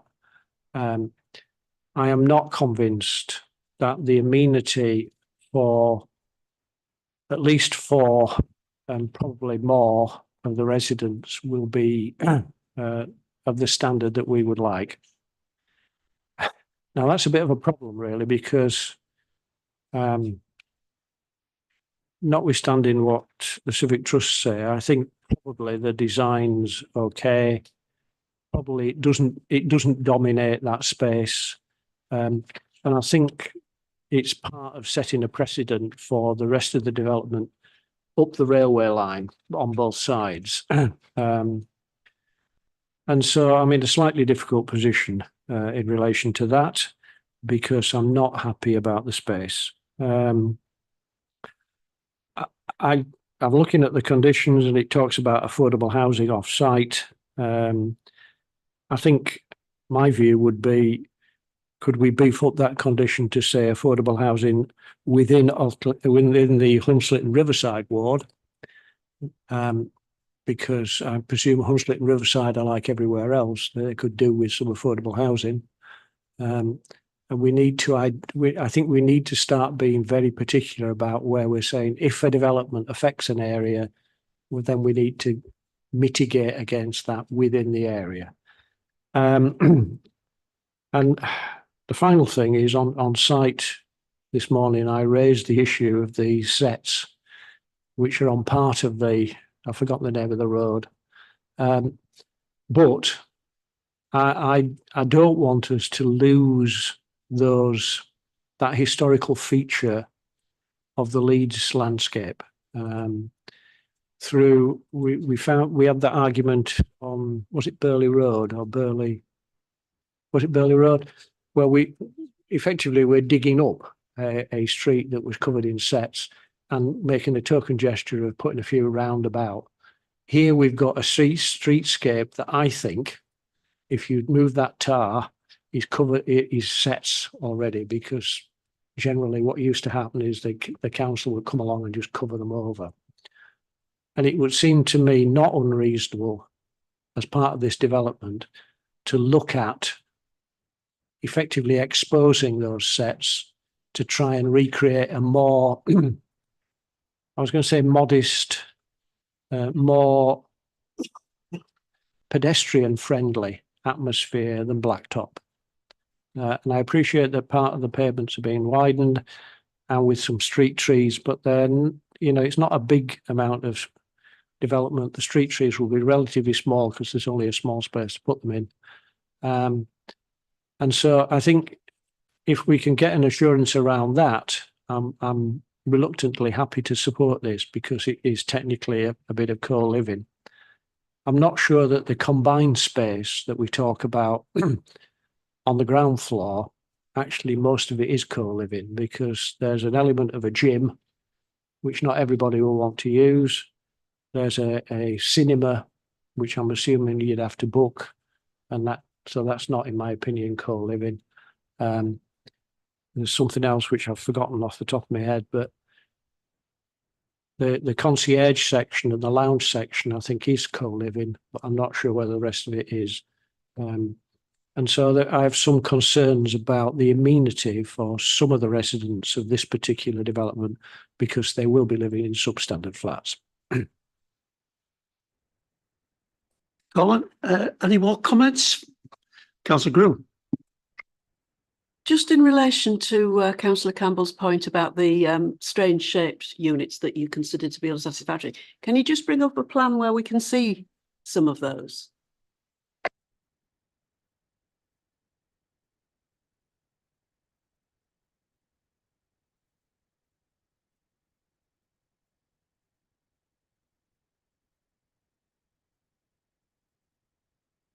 Sorry, yeah.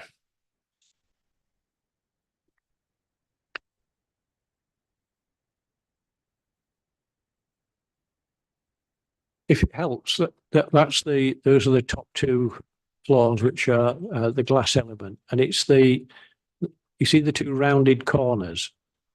It's those four flats at that level, which, if you notice, there's a significant amount of corridor to get in it, and the actual usable space seems small compared with the rest. Now, the rest are quite obvious. If you go down to the floors below, I get a similar impression about those corner flats or the corner units in relation to usable space and corridor space.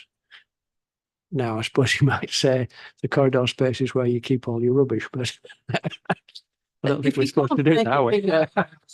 If you can't make it bigger, I'll comment as it is, but I was just interested to see the layout in more detail. Thank you. So starting with the lower floors, these corner units that you're talking about there, they're 41 square meters. So although they're awkward, we consider that the awkward shape of them is mitigated by their increased size. The remaining units, there's a small amount of lost corridor space there, but we're still in the L shapes at the corners there. You're still getting around about 35 square meters there of actual usable space. Well, I think there's a solution. I think we should join up the corner units with the next straight unit and make one double-sized unit for two people and charge more rent for it. If I could just go to the top floor where that situation is a little bit more tricky to resolve. Councillor Campbell's referring to this unit here and this unit here identified to me on site. Now, the actual usable space within those units is 30 square meters. However, what I would say in recompense of that loss of floor space is those are the corners of the units where you're going to get the more panoramic views because of the increased amount of glazing. Notwithstanding, some of that will need to be blinds, will need to be shaded, etc. But it talks to having a variety of products within the building, and because it is a co-living scheme, and because those spaces are supplanted with additional accommodation within the building, on balance, as approximately sort of 4 or 5% of the overall units in the scheme, to make the scheme work in townscape terms, we've accepted that as officers. Now, if members are minded to have a different view on that, or they think there's another solution, obviously we would be, we'd be open. So. Well, I think that solution should be formally considered.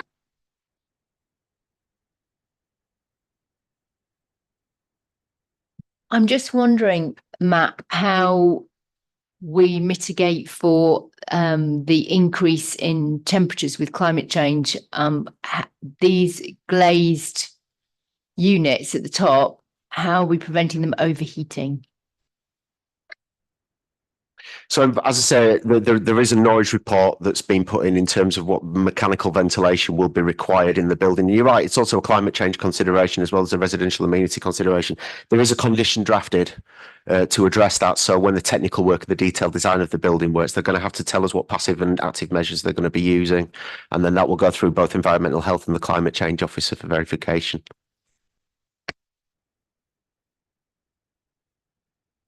Thank you. Exactly how many are below the minimum space standards? So to the upper 2 levels, it would be 4. Spatially, the policy requires that they meet 37 square meters, and they all meet 37 square meters. But you're right, the actual detailed assessment of it that Councillor Campbell's undertaken there is correct. Some of that area is corridor. The policy that we work to does not differentiate between what is a corridor, what is a space. It talks about a gross internal area. That said, we've had regard to that, and we still consider it acceptable as a minority instance. So basically, you've got 16 that are at 41 square meters and are an awkward shape but a larger size to compensate. You've got 16 that are 3 square meters short of the space standard in terms of the practicalities of the use of the unit, but meet the space standard in terms of its gross internal area. And then you've got those 4 at the top of the building where they're awkward, and effectively the amount of usable space is 30 square meters. And that's in a scheme of 118 units. Thank you. Sorry, just come back. I mean, none of us are architects sitting on the panel. So I feel like it's a bit silly for us to go, oh yeah, if you put a line here, you put a line here, blah, blah, blah. I feel like an architect would be able to do a much better job, like working out how to maximize floor space so that no one does have a flat with a lot less usable space. I mean, architects get paid quite a lot more than I do, at least. So, like, I'm sure that they'd be able to cobble something together.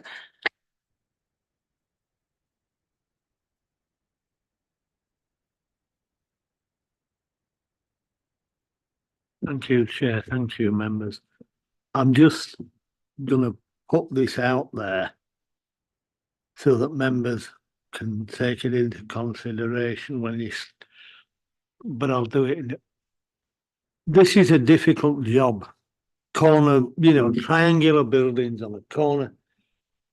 As I said to you earlier, it's the nightmare practice at college. You're always going to end up with buildings, rooms, different shape. But one of the things, it doesn't often come up in plannings, is the fire. There's minimum distances. For example, there's a minimum distance from the corner of the room to the door. And that does not include, if you've got a bed, you've got to include going round it. And then there's a minimum distance from the door to the fire core. You with me? Doing these flats ain't an easy job, and I just thought I'd mention that, You look at that plan, and yes, you might say there's a lot of doors, but they'll be 2-hour fire doors, and they're there for a purpose. It's the minimum distance across the room and for disabled, and then the minimum distance to the core. Not an easy game with a job like this, with a site like this. Anyway, just sorry, Chair, I thought I'd just add that.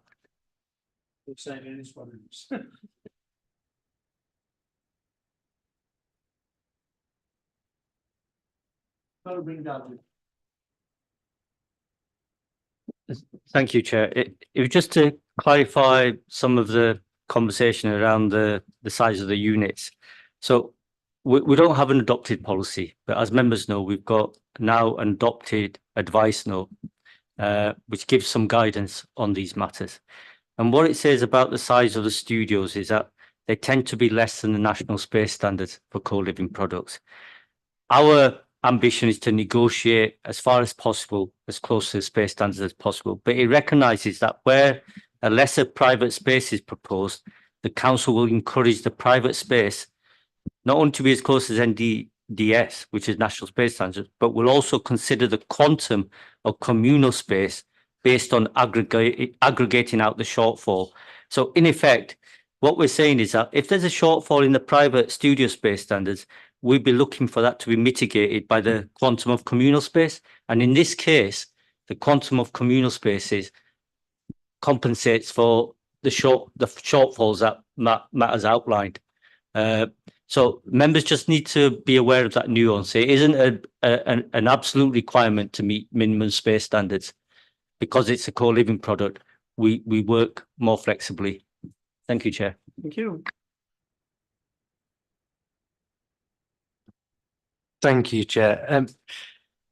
I think I minded a couple of things on this. This is the first co-living scheme we've got. So whatever we work to here sets a precedent for whatever else comes forward. The one difficulty is I don't really want a whole set of apartments to come forward that are all 30 square meters plus a corridor. I think the ones that are slightly smaller, I'm happy that some of the communal space does. But if there's 30 square meters of available living space, then 20% of your apartment, if my maths is right, is corridor. Now, some people may love a good corridor, and certainly if you've got kids and a load of shoes, then you need a blooming long corridor to put them all in. But if you're living on your own, I'm assuming you don't necessarily need that at all times. So I'm reasonably happy with those triangular ones because we can say that they've made a compensation there. They've provided a larger apartment and we're getting close to the space standards and the usable space. But I am a bit concerned that those circular ones are pushing it a little bit. It would have been lovely were they roof gardens for extra communal space for people. I'm not entirely sure that if you divide the communal space between the number of people, you end up getting that extra 7.5 meters each that technically I would think that person was losing from that apartment. So I'm happy with the other ones, the triangular ones, but I'm a bit concerned about those circular ones. I gather you'll have a lovely view when looking out of it, but you'd have a lovely view looking out of a cupboard if it was sited in the right place. And I wouldn't necessarily say that factors all the way along.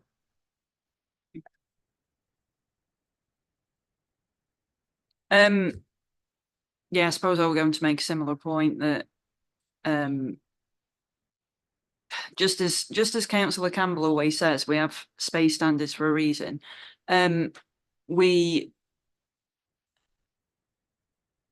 It may well be that the policy says, what was it, Delgit? That you may accept slightly less if the design's really good or something like that. But I think as we've already No. Oh. So that we can accept smaller units than the space standards, providing that shortfall is compensated for by the communal space. And in this case, as officers, we're advising you that it is.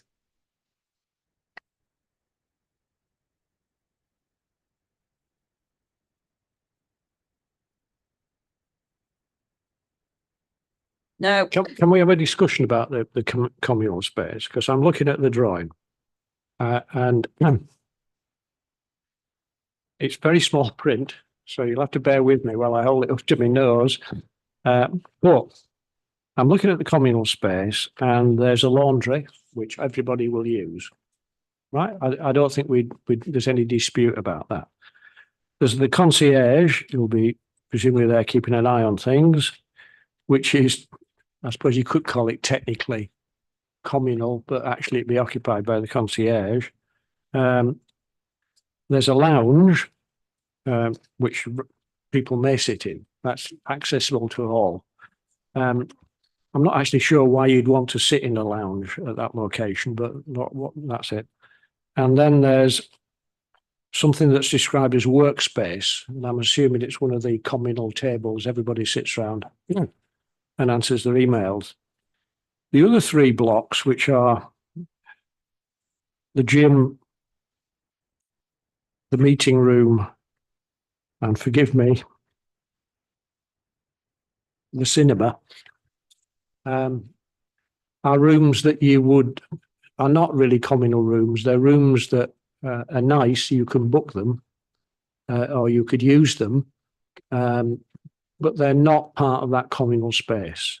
And I look at that and I think to myself, a substantial chunk of that communal space is space you'd get within any managed development. So you'd get a concierge in a managed development and you get an entrance lobby, and you might nowadays get a laundry. Lounge, well, I think that's part of the entrance lobby. The workspace is perhaps different, and I'd agree that. But I think, as you know, I have gone on for a very, very long time about usable space for people to live in. And we are setting a precedent. I accept Peter's comment in relation to one or two of them, that you might just, hold your nose a bit and say, well, yes, we could use that. But there are at least 4 in there that are nowhere near. And Caroline's comment in relation to, I suppose, what would technically be our policy if this was a build to rent development, which is we'd like a mix, is there are no units for couples. This is all for single people. Well, people are very friendly, I suppose. But in effect, this is all for single people, not for couples. And I think you could, as Caroline says, without too much effort, create some spaces that were for a couple, and actually would be quite fine as far as most of us are concerned. At the moment, I won't vote for this because of the space. And I can't do that because we have a policy. Can I just come back? There was a double room actually at the visit, which I looked into. It's very small for a double room, but it was designed for 2 people, and 2 rents were charged, or double the amount was charged for the bigger room.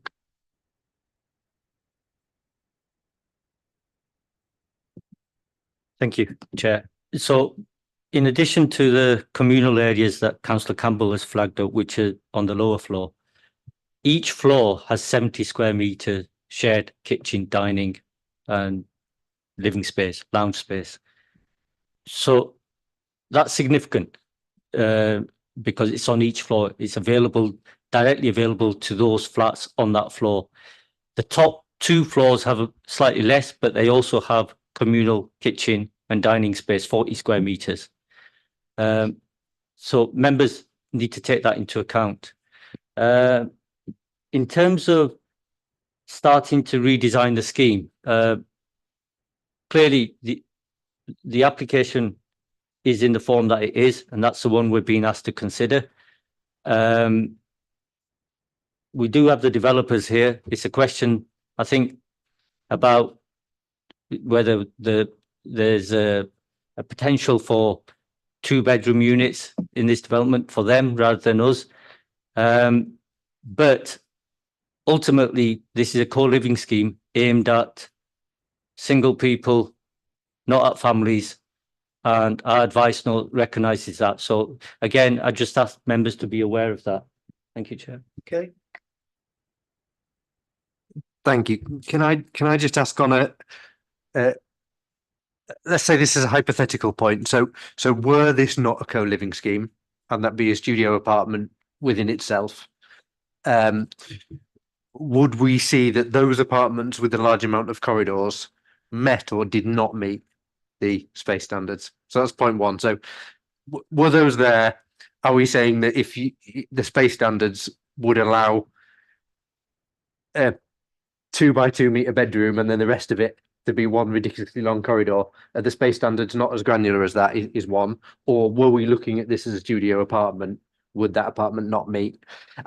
I've kind of added up in the best sum I can, all of the communal space listed on the first page of the report, which I gather probably includes everything, the cinema and everything. And I would agree with you that the cinema's not there all the time, so it probably isn't communal space forever. But that just provides 7 meters if you take into account everything per person on average. But obviously those on the top have slightly less because the kitchens are 40 square meters rather than 70 square meters. So if you live on those top floors, you actually have less communal space, I understand, as far as I understand, than some of the others. So I guess one very clear point of fact on that. So were this a studio apartment and we weren't in communal, looking at the communal space at all, would we count those as meeting the space standards just because they're 37 square meters, regardless of the fact that a lot of that space is unusable? And then I'm concerned that the average of the space doesn't make up the 7 meters if you're on floors 8 and 9. If you had a larger kitchen, actually, and you're on the others, it would. But actually, my sum doesn't quite work like that.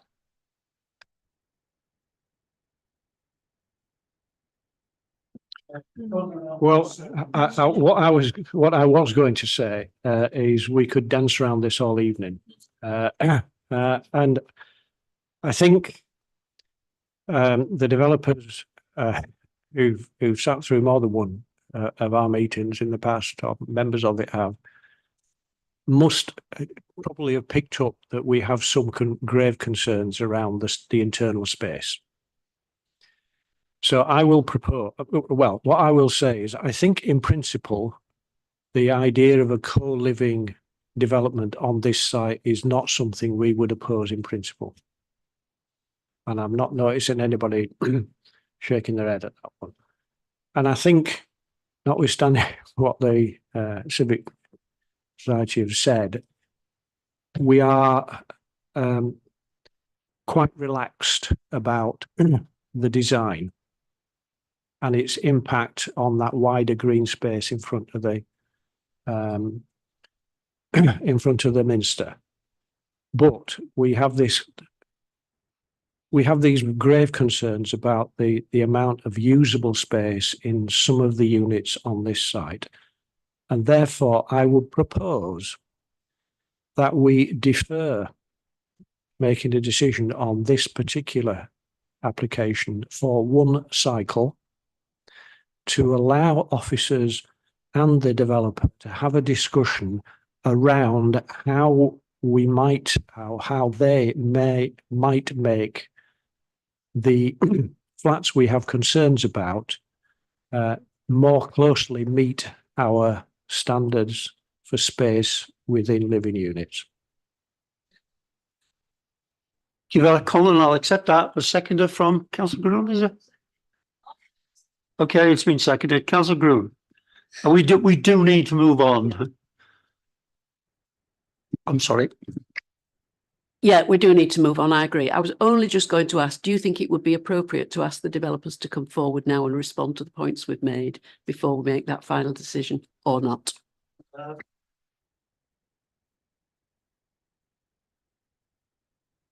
Well, with greatest respect, Chair, I understand what we're trying to be helpful, but I think I am trying to be helpful by saying to them, I think you need to think about this. And I don't think you can think about it sitting here this afternoon. I understand what you're trying to say, and I understand we're trying to be helpful. And I'm trying to be helpful because I'm trying not to vote against this. And so it would seem to me perhaps best for them to reflect on what we've said, have that discussion, and then come. Well, you know, if I'm honest with you, they may well be shaking their head, but actually we're making the decision, aren't we? And it seems to me that will be the way forward. And that's why I'm quite specifically saying we do it for one cycle. We're only holding you up for 3 weeks. And And I think it's been said, haven't it? They're not going to start they're not due to start next week. So we need, because this is the first one, we need to get it right. We do need to move on as well.